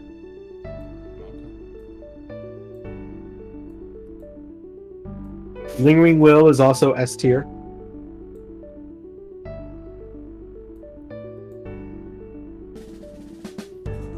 I don't think No heart. I don't think Lingering Will is better than that many of the data fights in 3. Oh, Phantom is garbage. No, Phantom is amazing. I don't like that fight. That fight, I think one thing a cage fight should never be is boring, and that fight's boring. Not at level 1. That fight's even more boring at level 1. I haven't done it, but like I've watched people doing it, and it's literally just camping. Let's see. I've actually never fought Bugged Riku from Coded. I've never fought. I have fought Bugged Roxas though. He was a pain. I'd put him in C tier. Bugged Riku, I don't know. I'd probably just put him in C tier along with Bugged Roxas.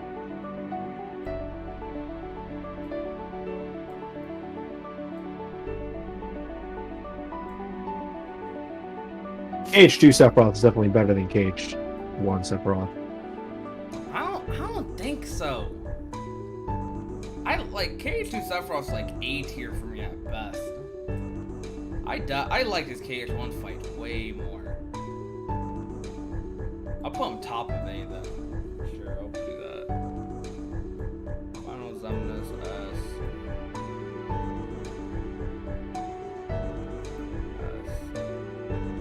I have problems with well, I like this skyscraper fight more.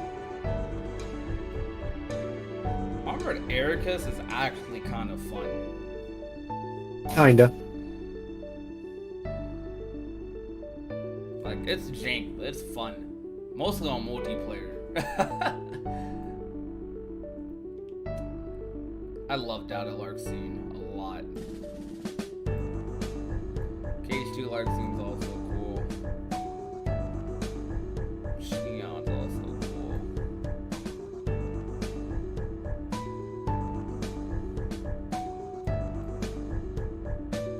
I actually like Luxord's KH2 fight a lot. Dark Riku. What's that? S. Unknown is a cool fight, so I'm gonna put that in S. That fight's just cool. I used to put it in B, but that fight's just cool. Like when I'm doing the fight, I'm just hype. The fight has a certain energy to it. Aqua S. I love the young. That's probably one of my favorite fights in the series. It's just so fun to do. My favorite Data Org in KH3 is probably Xemnas.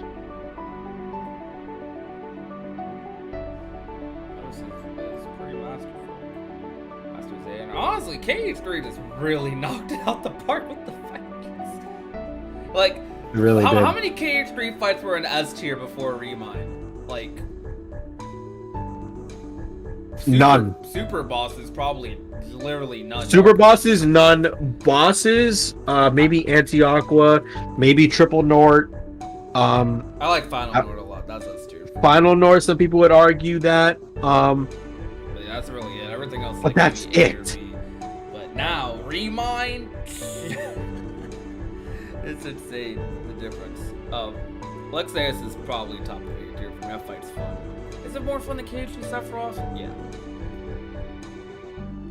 I like Marluxia. I don't like Marluxia on level 1 in KH2. That fight's cool.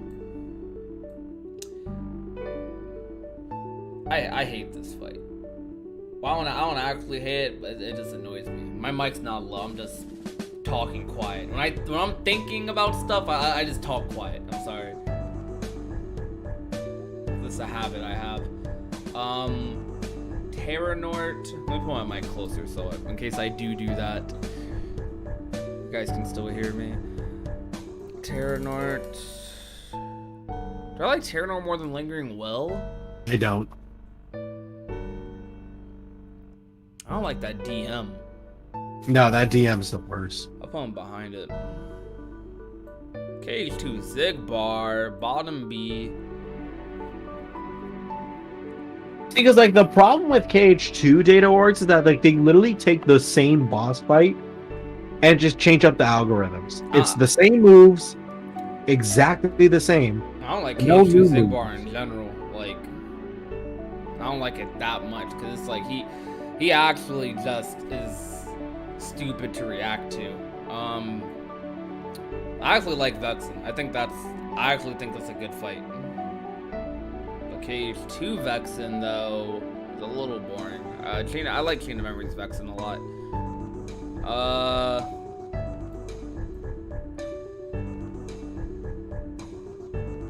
Yeah, bottom A. Zaldin. I don't care about Zaldin that much, weirdly enough. But it is cool, so cool points A.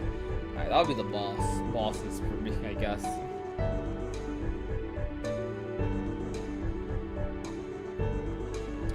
Lexaeus is just cool. Lexaeus' fight has that energy. Probably one of my favorite fights in KH2. Honestly, you know what? I'm gonna put it in S tier. I wanted to put it in S tier, but I was like, people in the stream are gonna be like, what? What's wrong with you? But wow, it's whatever. It's my take.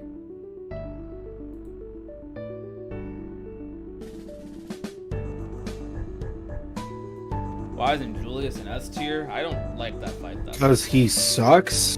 That fight's just not fun. Like, given I've only done the fight like 2-3 times ever. Whenever I try to do that fight, I just get annoyed. At least Mysterious Figure. The only reason Mysterious Figure's above Julius is because at least Mysterious Figure looks cool. I'm gonna put Ice Titan at the top of D.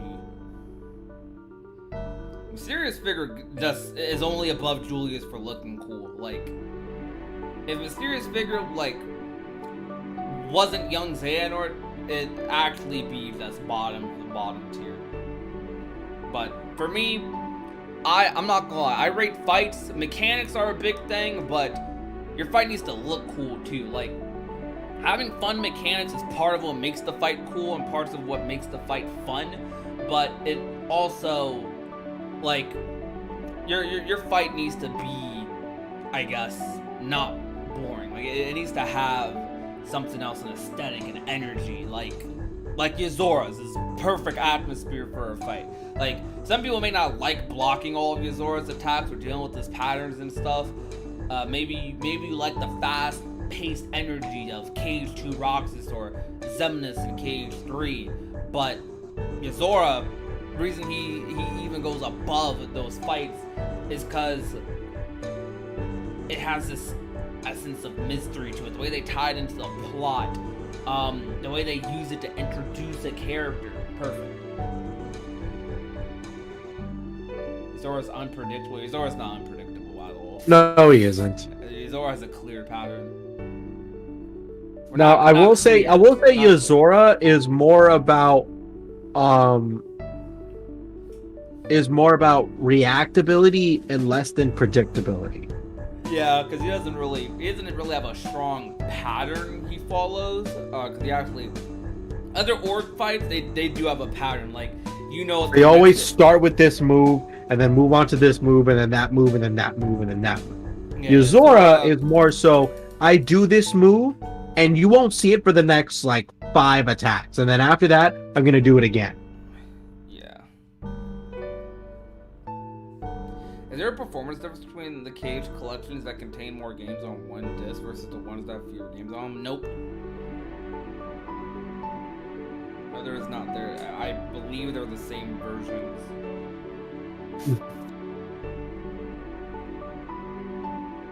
And I don't think the all-in-one comes on one disc, does it? I'm pretty sure that comes with multiple discs in the case. All-in-one comes with 1.5 plus 2.5, and then 2.8 on a separate disc, and then Kingdom Hearts 3.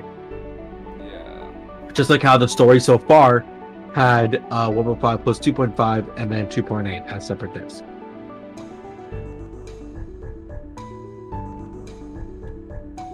These are base game Cage 3 bosses. Want to do this? Sure. Alright. Base Cage 3 bosses or fights, I guess. They put 1,000, 10,000, however many heartless that is in there. 10,000 enemies.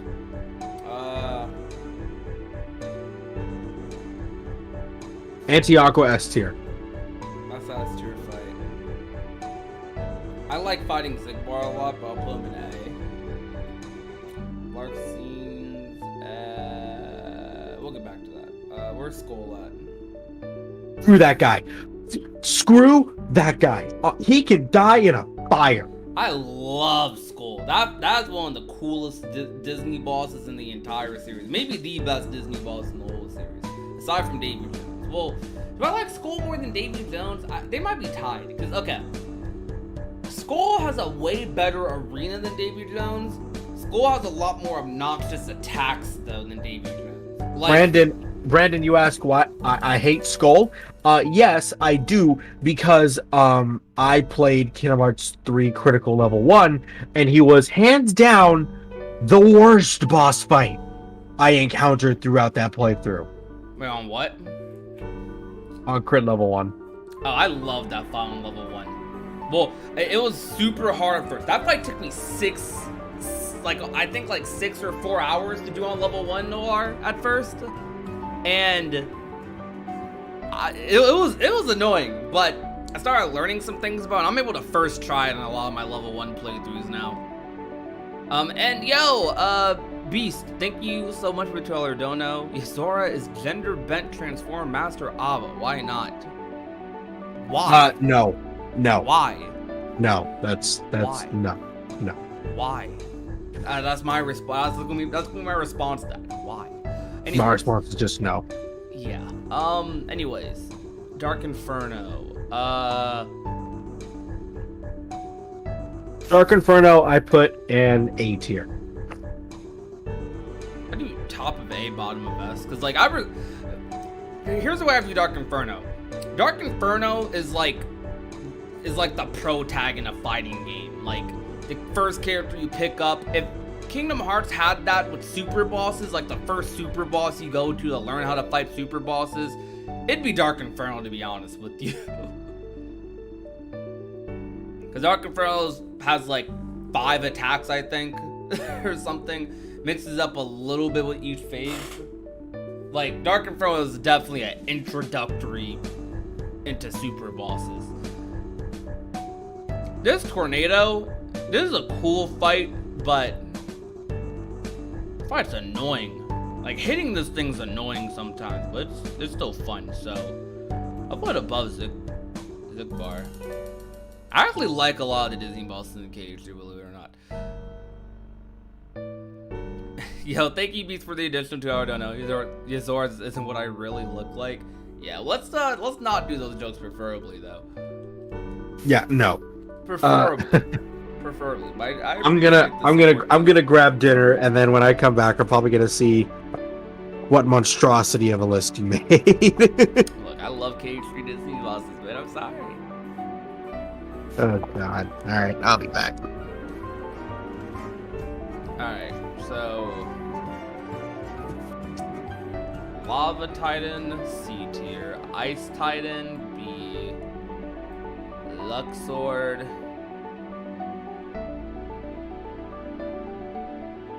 top of C, I guess. I like Lump of Horror. Do I like Lump of Horror more than Dark Inferno? What do I ever fight, Lump of Horror or Dark Inferno? Lump of Horror is a more like fun fight because like forces you to like, especially on level 1, forces you to kind of think a little bit.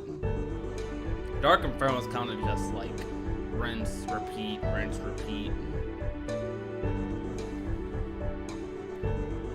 I don't know. We'll rank Dark Inferno later. Young Xehanort's fun. Actually, all the Xehanorts are S tier. Hold up.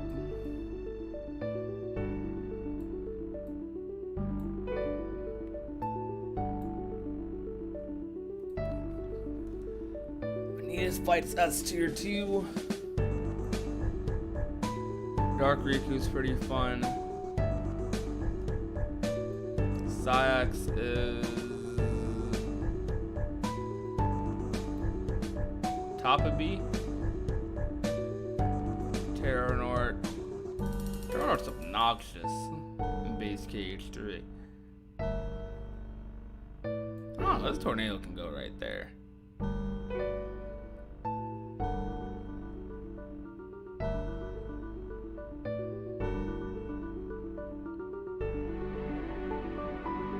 Master Xehanort S. Probably one of my favorite fights in that game.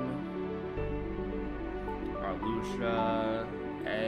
Larxene A. King of Toys.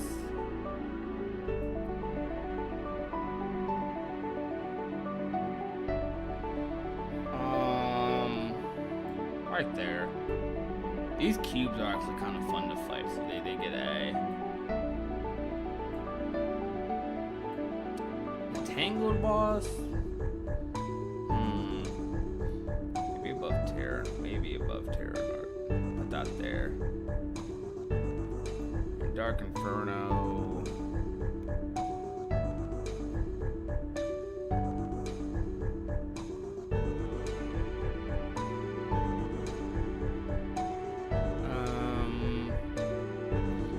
Put that bottom of us. Well, I don't think the base game organization fights suck. I just think they're, compared to the data fights, they definitely do, but I don't think they suck. They're just aight, you know? They're aight.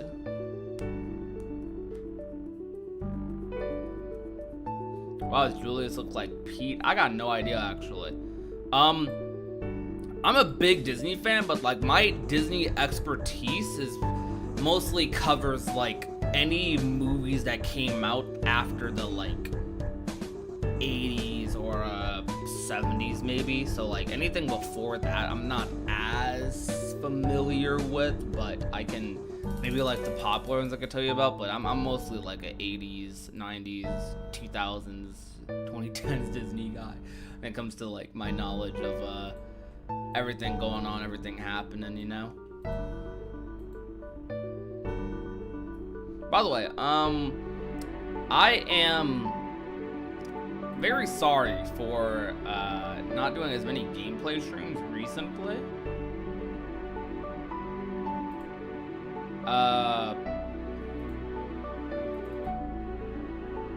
thinking, like, I'm sorry for not doing any major gameplay streams recently. I've been having this issue with my Elgato, and I need to figure out this issue before I can go forward with streaming things like Melody of Memory or some other games like BBS and whatnot, because I still have my save files on console. Now, admittedly, at this point, I probably could just buy all the games on PC, because I've only bought KH3 still, but I could do that and remake those files. I don't know, I kind of don't want to. Like, I want to keep my files right now because I've built them up for a reason to get like this certain footage. I put plenty of hours into these files for that.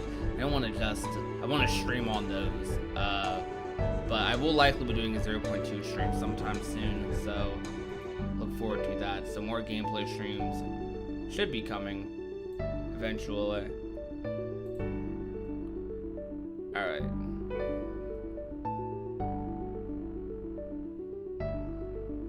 Honestly, I wouldn't even know where to rank Melody of Memory on my like Kingdom Hearts game list or whatever.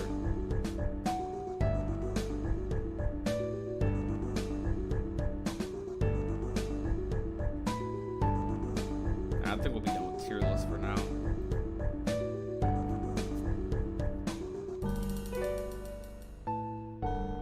You agree with all my list, but the only thing I disagree with is you placing Roxas and Aqua above Terra in power.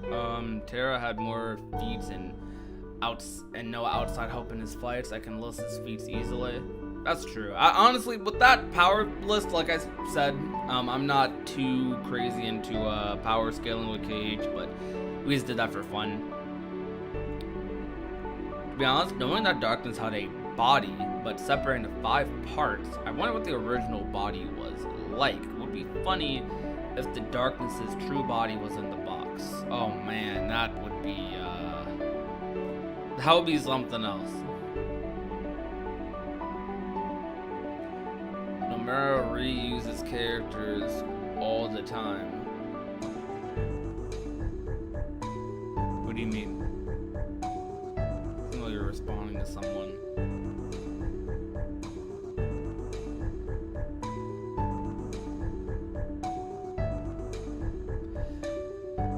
Keep mentioning it, but the Incident Report 13 on 1.5 described Azora so much. Let's read that, 'cause I have seen you comment about that a lot. Let's read it. Even though I'm pretty, I definitely have read them before, but let's reread it. It said Ansem Report 13, not Secret Ansem Report, right?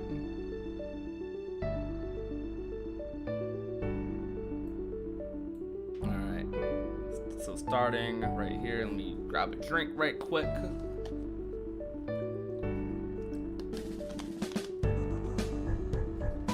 Okay.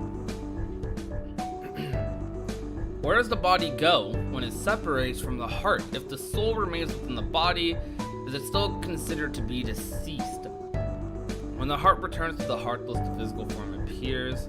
But that is merely true in this world. Perhaps the body exists in another form in another world. If that is the case, then it is possible for one to exist in two worlds.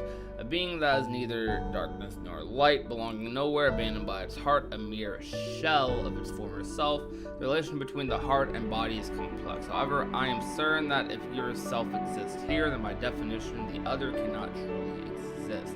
The other, the one which does not exist, shall be dubbed nobody. I think it could describe Yozora, but the only thing that really piques interest is the part about two worlds and another world. But I mean, this one clearly is talking about nobodies, so maybe.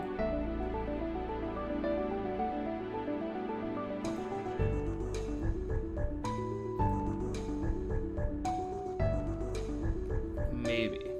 I see what you're saying, though. You're not crazy for thinking that.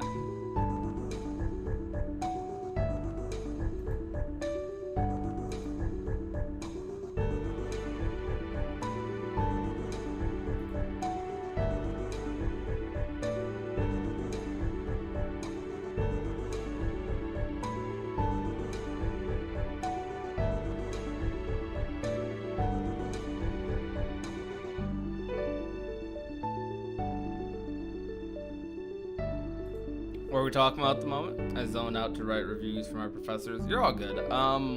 We've just been chilling, talking about tier list. We just got into talking about the Ansem reports for KH1.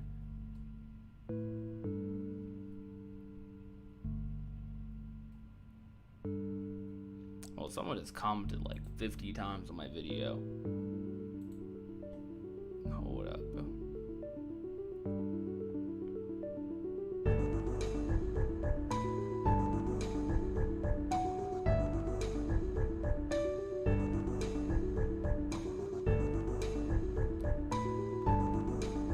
Because it explains why they fought on Sora's Dabbed Heart. Is he a Sora in between? Maybe? I don't know. We don't know. We don't have enough info on Yozora for me to come to like any conclusions on that.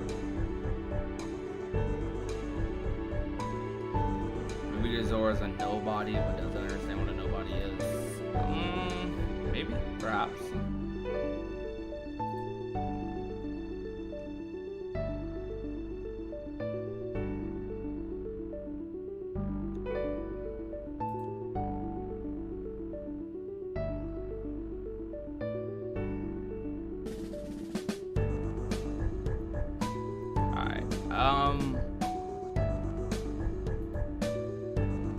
What magic do I want to return in the future game the most?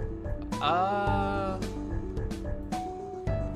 think I'd want gravity magic to come back. Specifically gravity like in KH1 or even zero gravity would be pretty cool. Cause I think that magic's pretty cool. I like magic like that a lot. I think stop magic would be pretty interesting to return as well.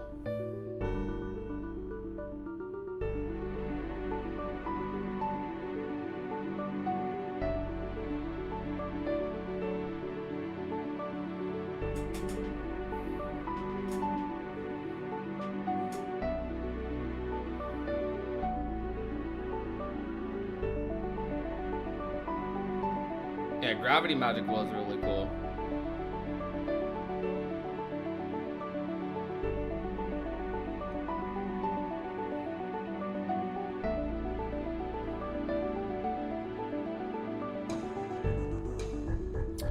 I am currently thinking about switching over to Genshin for a little bit.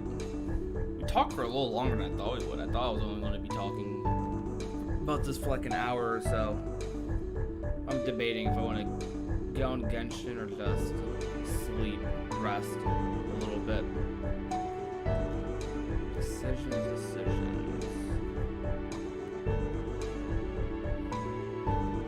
Actually, I think I'm going to go ahead and like rest a little bit tonight. Actually, dang, I'm thinking, dude. I'm thinking.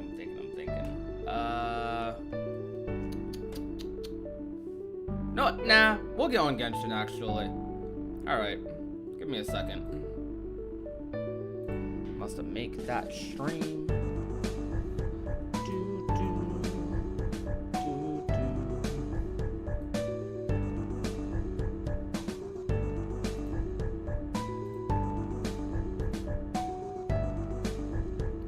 lot of you guys keep asking what this song is, and it's kind of funny because I've just been playing this song for like the past week in videos and streams, and I like this song a lot. It's pretty cool, pretty chill.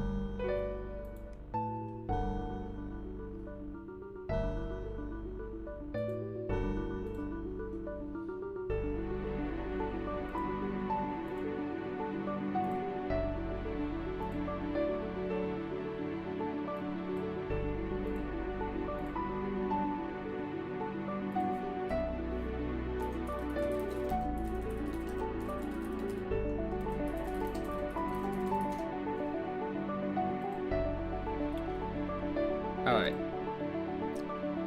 I am going to end off this live stream, guys. We're going to go ahead and switch over to Genshin Impact. So thank you all for coming out to today's stream. My name is Prodigy, and I will talk to you guys soon. Peace out, guys. Bye.